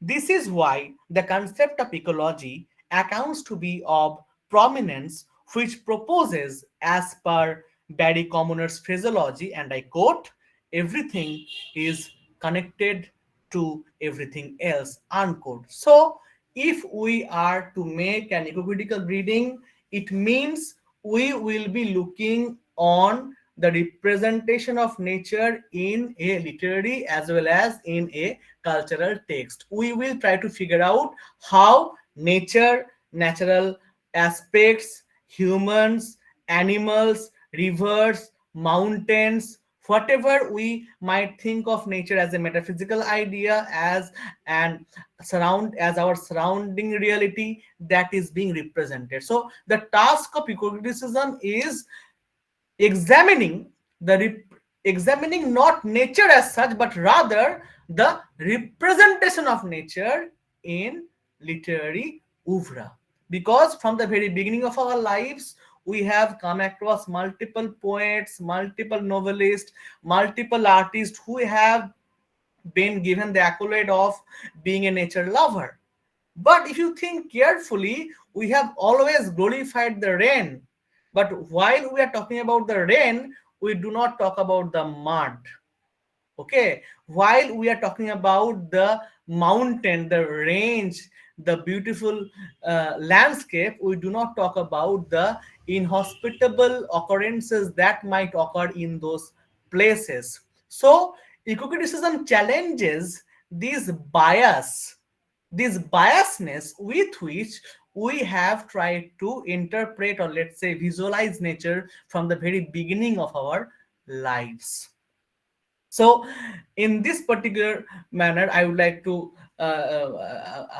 I'd like to mention that once we get into Kire's writing, we'll figure out that she is constantly talking about spirits. She's talking about animals. She's referring to humans, and her portrayal of human beings, they are not disconnected with these natural phenomena.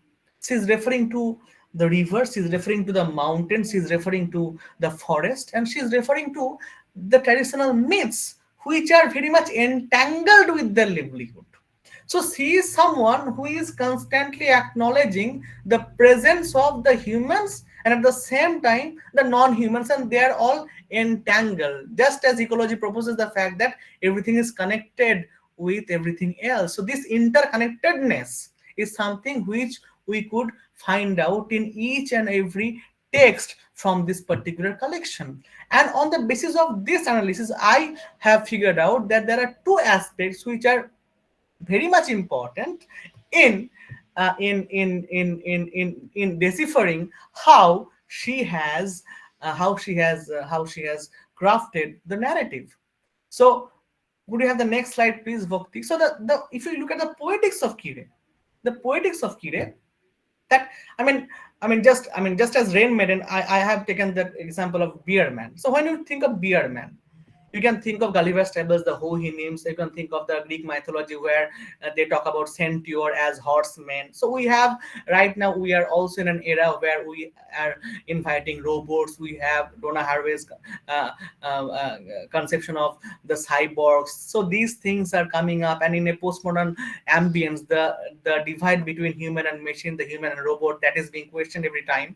But this particular poetics of Kire, which talks about bear man, which talks about animal human, that is something which is, I guess, far more interesting than these manifestations. Where and the reason is that when you think of beer man, when you think of animal human, the first thing which comes to our mind is that the way the beer has been portrayed, the way it has been characterized, and the way it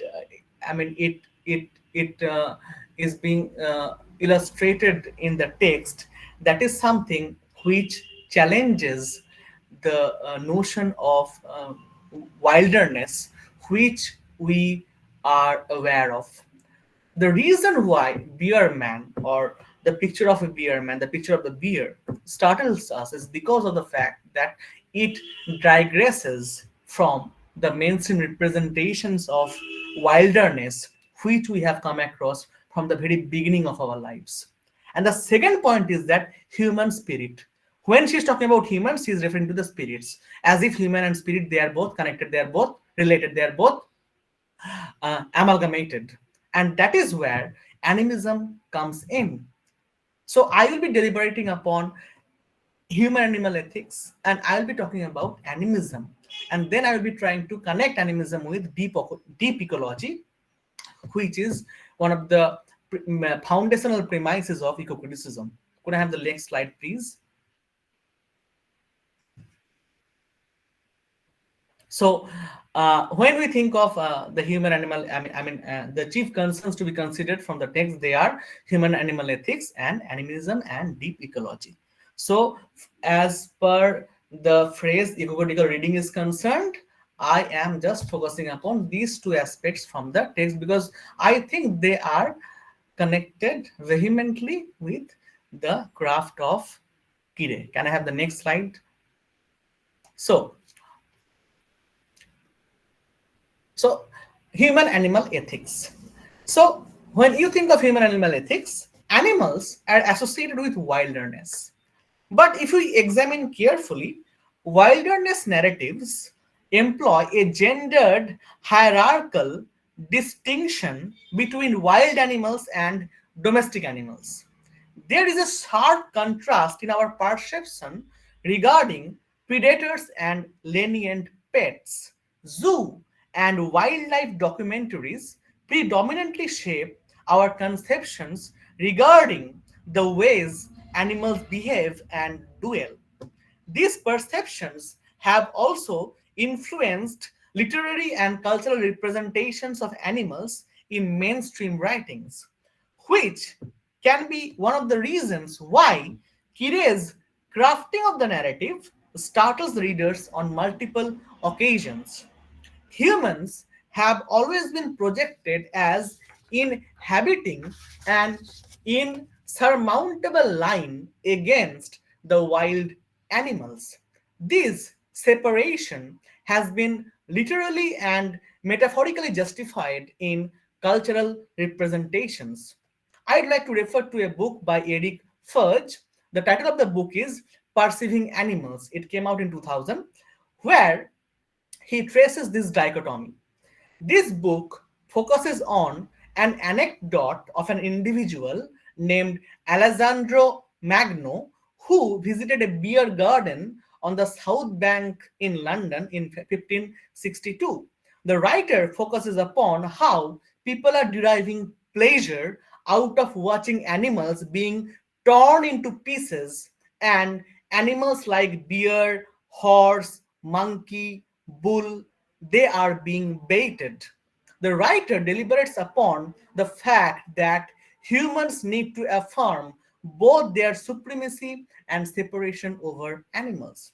There is another article, very famous article by John Berger, titled Why Look at Animals. It came out in 1980, which provides some key insights about the animal question in human culture. Berger focuses specifically upon how animal imageries get into human imagination from the very beginning. And he says that when you think of an animal, we think of meat, we think of food, we think of we think of leather, we think of transport, we think of clothing. So we think of our conveniences, we think of our needs when we think of animals. And he writes, and I quote very important lines from the essay, I quote, animals are born, are sentient, and are mortal. In these things, they resemble man. Just think of the bear. The bear is also a carnivorous mammal.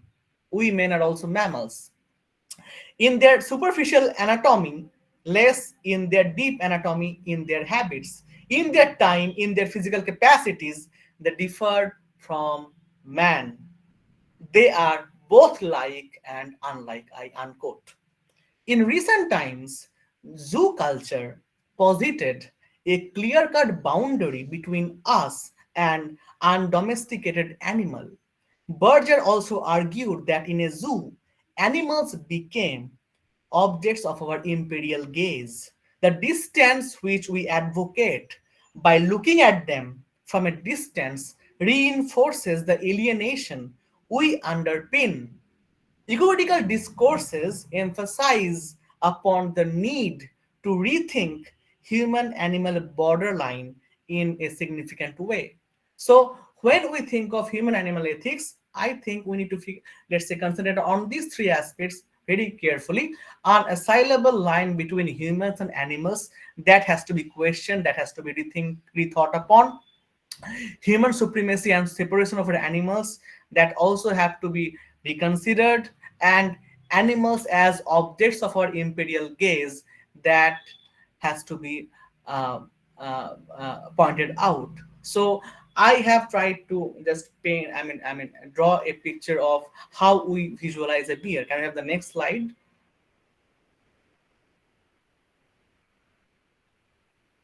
Okay, so uh, the particular aspect which is animism. So I'll be talking about animism and deep ecology. Then I will be trying to figure out. Acha, Bhakti, do one thing. Just fast forward a bit and just go to the 18th side, number 18.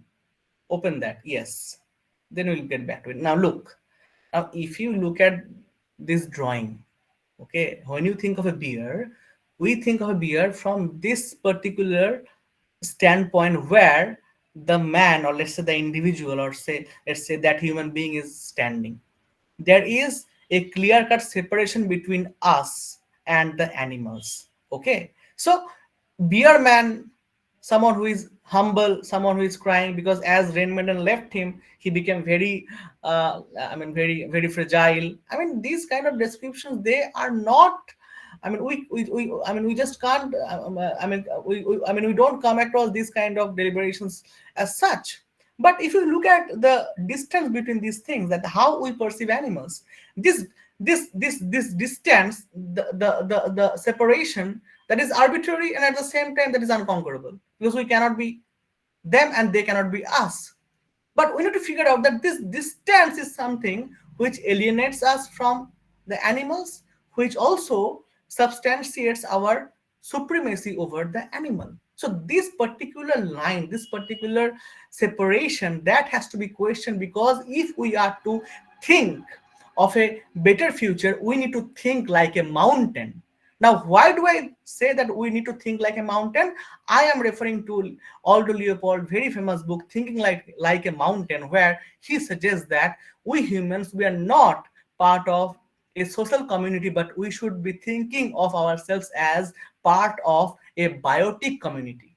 Only then we could, let's say, we could aspire to have a promising future, a sustainable ambience, a sustainable environment, and we should be changing the policies, and we should also rethink upon the ethics, because we need to consider the discourses of environment while thinking about human relationships, moral relationships. Now go back to the 16th slide.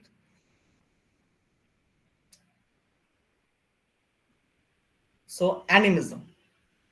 So the concept of animism has become relevant in the context of environmental degradation of recent times. Animism is also labeled as new animism because it is connected with indigenous religious beliefs which promote non-Western ontologies and eco-friendly values. Sir Edward Tyler, in his notable work titled Primitive Culture, which was published in 1871, he defines animism as, and I quote, earliest religious condition, unquote. The discourse of animism is of paramount significance in this context because it undermines the dominant Western epistemologies and endorses the autochthonous and aboriginal lifeways and knowledges. The philosophy of animism provokes us to reconsider the notion of human itself as an animate being who is living in a multi-species world. One of the foundational premises of animism is built around rejecting nature culture dualism, which also epitomizes one of the key debates in eco criticism. Animism, as defined by Tyler, foregrounds the fact that, and I quote, all religions are characterized by a belief in spirits, unquote, believing in spirits of rock, spirits of trees, spirits of animals, spirits of the dead. They relate to anthropomorphism. And by anthropomorphism, what is being meant? It means the projection of putative human likeness or agency onto non-human beings or phenomena. So the second definition of animism refers to traditional religions which are usually contrasted with mainstream monotheisms like Christianity or Islam. In recent times, animism proposes the fact that this world is inhabited by persons. This world is not inhabited by humans. Rather, this world is inhabited by persons. And by persons, they mean possession of souls. By persons, they mean spirits. By persons, they mean minds. By persons, they means agencies of beings, irrespective of, I mean, I mean, I mean, I mean, uh, the agencies of beings they are being alluded to. So, as I said earlier, that for Kire, we humans, we are not only the inhabitants of this earth, but there are other spirits, other souls. They are also the co-inhabitants. By so by new animism, it actually stands for an ontological turn, and by this ontological turn, the sense of relationality is being foregrounded, which means interactions and interconnections among different animate and inanimate beings.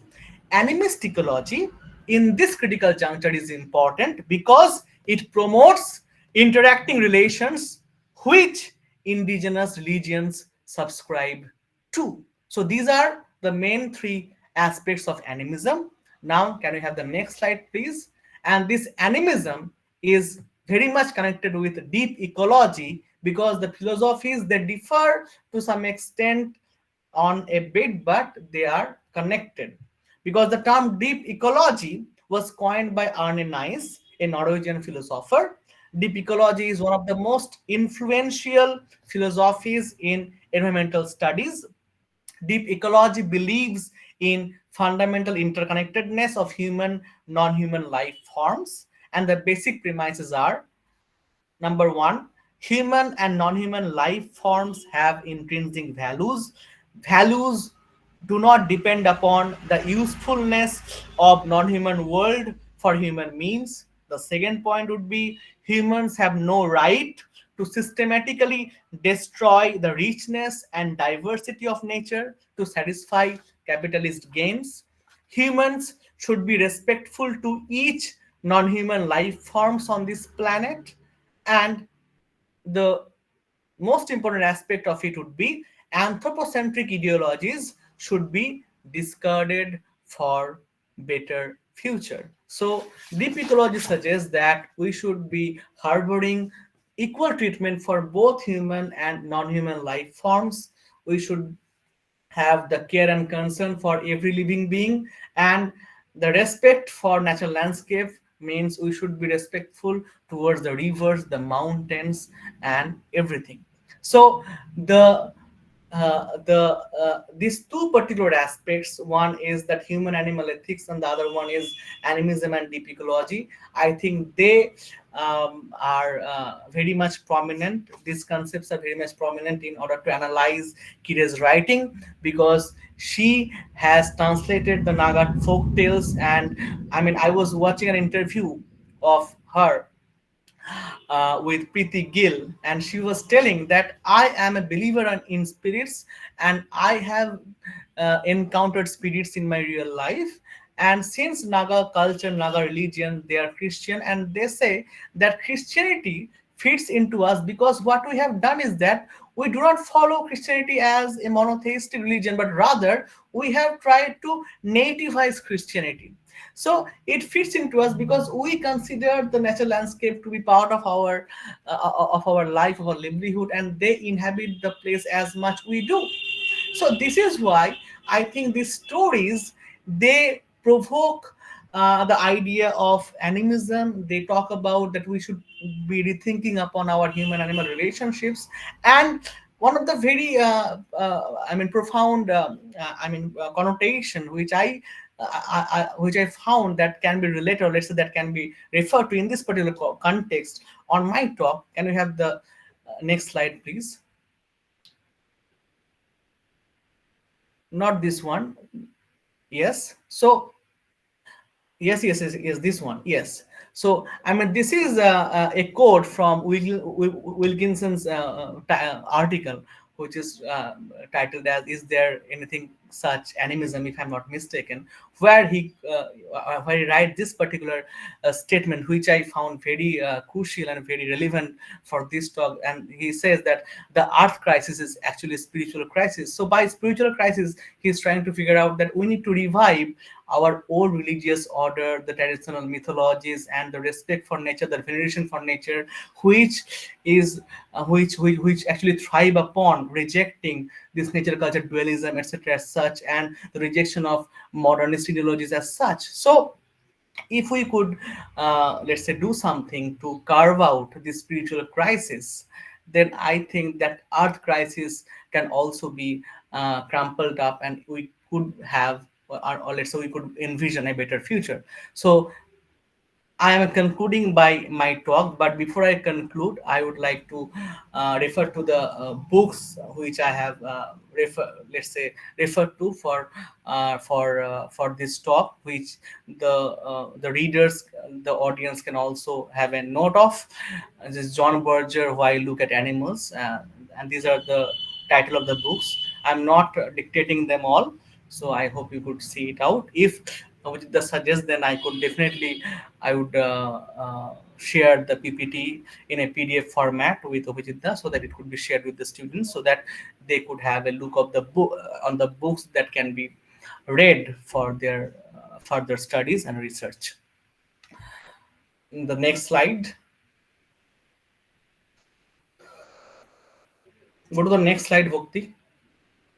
Okay, thank you everybody. That's all from my side. So if you have any questions or queries, you are welcome. Thank you, Shaikat, for this very well structured and visually stimulating session. We got introduced to a very prolific writer about whom I think many of us haven't read her yet. So thank you for introducing uh, this interesting book actually visually, uh, and I think most of us have enjoyed the very visual aspects of the book. So thank you for introducing Styrian Kire to us. So we will open the session first of all to the question answer round.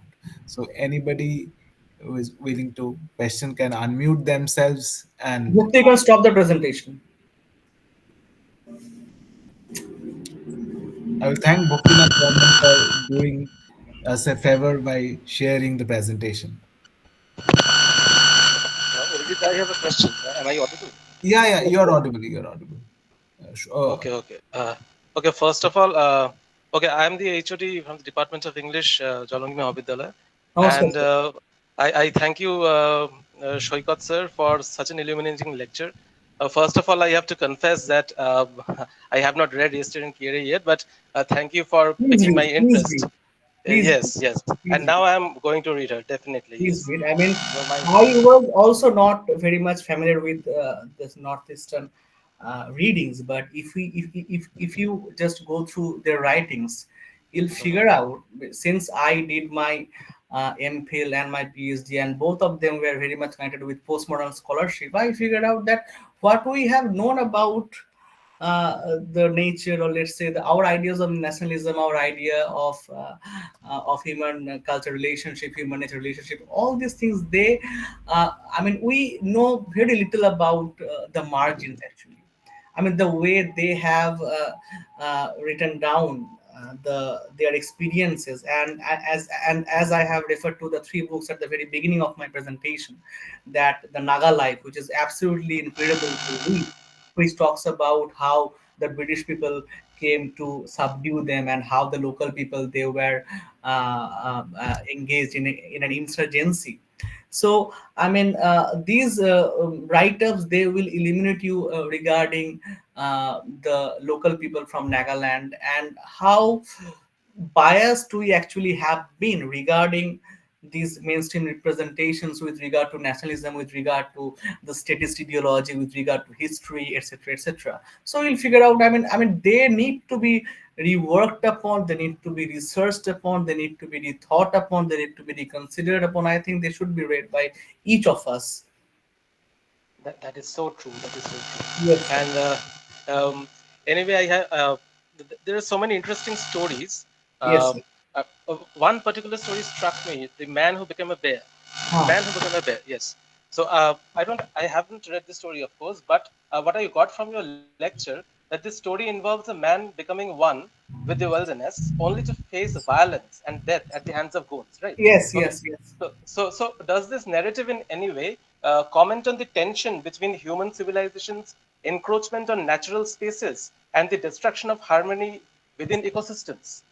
Exactly. I mean, when you think of, look, the problem with us is that when we think of civilization, look, this term is very, I mean, it has some gigantic connotations, right? When you think of development, when you think of modernity, now we always think of uh, living a life, or let's say pursuing something which will let us go through an ascending graph. When you think of development, when you think of an ascending graph, I mean, this is how we have read history. And when you think of development, you always think of constructing something out of something which is natural. We cannot think of nature in its own sense, because we cannot be nature lovers. Just for example, the point is that when we think of these development strategies, how do we strategize these modernist discourses, we are living an ascending graph of life, and that is something which makes us realize that we are intervening into nature, and we are doing something for the betterment of us. But that is absolutely not true, because you can think of today's scenario, because we are actually facing our predicament. You can think of the anthropocene, you can think of the climate change. So the point is that when we think of I mean, this particular point of civilization, that the connotations of the term itself has to be dismantled and decoded as per an environmental ethics, as per a renewed human non-human relationship, as per that. We just cannot simply put things like that we love nature. No, we cannot do that. We always think of, let's say, prioritizing, or let's say glorifying the natural aspects, but no, আমরা যখন বাড়িতে বসে রয়েছি তখন আমাদের জঙ্গলের ছবি দেখতে ভালো লাগছে, বাট আমি যখন জঙ্গলের মধ্যে রয়েছি তখন কিন্তু আমার ভয় লাগছে। I am being scared of my particular presence, that particular space which I'm right now occupying. So we need to be careful about the boundaries that we set within us, and the extent to which we could just intervene, or let's say intrude upon nature. Because the one of the major reasons why is it being said by me is because of that when we read history, we do not read the environmental history, because environment does not have any particular place. I mean, it has not been being alluded to in our history. We just talked about the king. I mean, one king came up and the other one was defeated. This is what we have read, but we haven't read environmental history. So environment has, from the very long time, it has been wiped out from the scene itself. We need to rethink upon these things. We need to rewrite the history about how we had intervened into nature, how we have been doing this for a long time, and how these modernist discourses are wreaking havoc on nature or natural ambience. These things have to be challenged and questions first. This is what I think. Thank you so much. Okay. Any more questions? The Shoykot, while listening to the lecture, I was interested in the subject position of Isra and Kire. If you look into, when we talk about Naga tradition or Naga culture, we have to remember that we are talking about a place where there are more than 17 uh, tribes, major tribes, and Exactly. numerous other sub tribes. And Yes. if we look at where if we position Isra and Kire in that scheme of things, we'll find that she belongs, if I'm not mistaken, she belongs to the Angami tribe, Yeah, which yeah. is the most highlighted tribe, or the majority of the Naga people Hmm. belong to the Angami tribe. They are the majority when it comes to Nagaland, right? And her positioning in Norway, Yes, she currently, as of now, yes. as of now she's in Norway. So this positioning, and interestingly, when we talk about Angami, I guess there are at least a majority of them, almost 99% of them have been Christianized. Yeah. And there is only, I think, more than less than 800 people who still follow animism, Yes, they what you're follow that. talking about. So how does this multiple identities of Isra and Kire impact her choice of folk traditions? This is something I feel curious about. When she chooses these stories, how far this her positioning in the Angami tribe, her identity as a Christian, and her positioning in the Western academia affects or impacts her choice of uh, folk tales.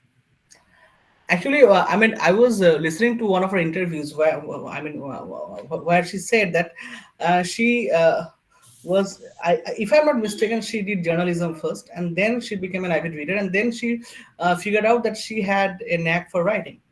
And while she felt that she had a knack for writing, when she started writing, she, if you look at that particular novel, I mean, which is The Sky Is My Father, this is the first Naga novel written in English. Mm. And obviously, since she was educated in the Western sense, she had a good upbringing. And in this particular way, she has tried to revive the Naga culture and the translation of the tales into English so that they could be widely circulated. And her position as someone, I mean, from this particular tribe, which is the majority in the Nagaland, that actually reinforces her views about the locale in which she is placed. So I think, obviously, this is true that her positioning has reflected her identity, and she has tried to just focus on. She has a very privileged position in a sense. Exactly. Obviously, she had a privileged position because history has always been about privileged people. And but I think by rewriting, or let's say by translating these folk tales, she, in her mind, she, or let's say she is trying to influence the readers into believing, or let's say into the importance of restoring these traditional these traditional stories, so that we could revive in us the importance of harboring a sustainable human non-human relationship. Otherwise, I think the future is very gloomy ahead of Exactly, us. exactly. Totally agree. Totally agree. Thank you. So I guess we are already short of time. Shoykot has to leave. No, He no, it's has. all right. We'll try to. We'll be. We're almost at the fag end of this session. I will request Professor Shomik Ghosh to deliver the vote of thanks and call an end to this session. I will again thank all the students for showing patience I know there are some internet issues and data issues for which many of you have not been able to stay with us for the entire period of time. But I thank all the attend participants for showing patience and listening to our respected speakers with diligence. Thank you. I will leave the stage to Shomik Ghosh. Shomik. Thank you, Abhijit. So we have come to the end of the session. Today's very illuminating session. And first of all, I would like to thank our eminent resource persons on behalf of both institutions, Navogram Amarchand Kundu College and Jalangi Mahavidyalaya. First of all, I thank Dr. Indrani Chaudhuri for her illuminating talk on Afro-American uh, narratives, voices, and the importance of preserving sacred spaces, such as our mother's gardens. And I would also then like to thank Dr. Shoykot Chorkar for such a uh, visually illuminating presentation on Northeastern voices and the human-environment relationship and the importance of eco-critical appreciation of these texts. Uh, I would like to thank the principals of both colleges for encouraging and promoting this seminar. I think without their active encouragement, this would not have been possible. This is so important for all of us, both faculty and students, to learn so much about the margins, about which we do not speak so much as we should. And then of course, this would not have been possible without the students. As Obhijita said, some of them have been experiencing some connectivity issues, but I hope they got most of the lecture. And if not, if they missed something, then I think then they can always reach out to the research persons.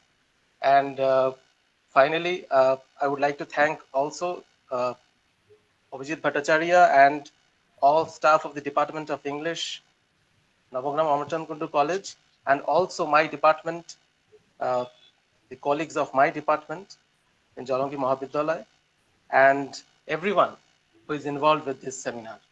Thank you. Thank you all. Thank you, sir. Thank you so much.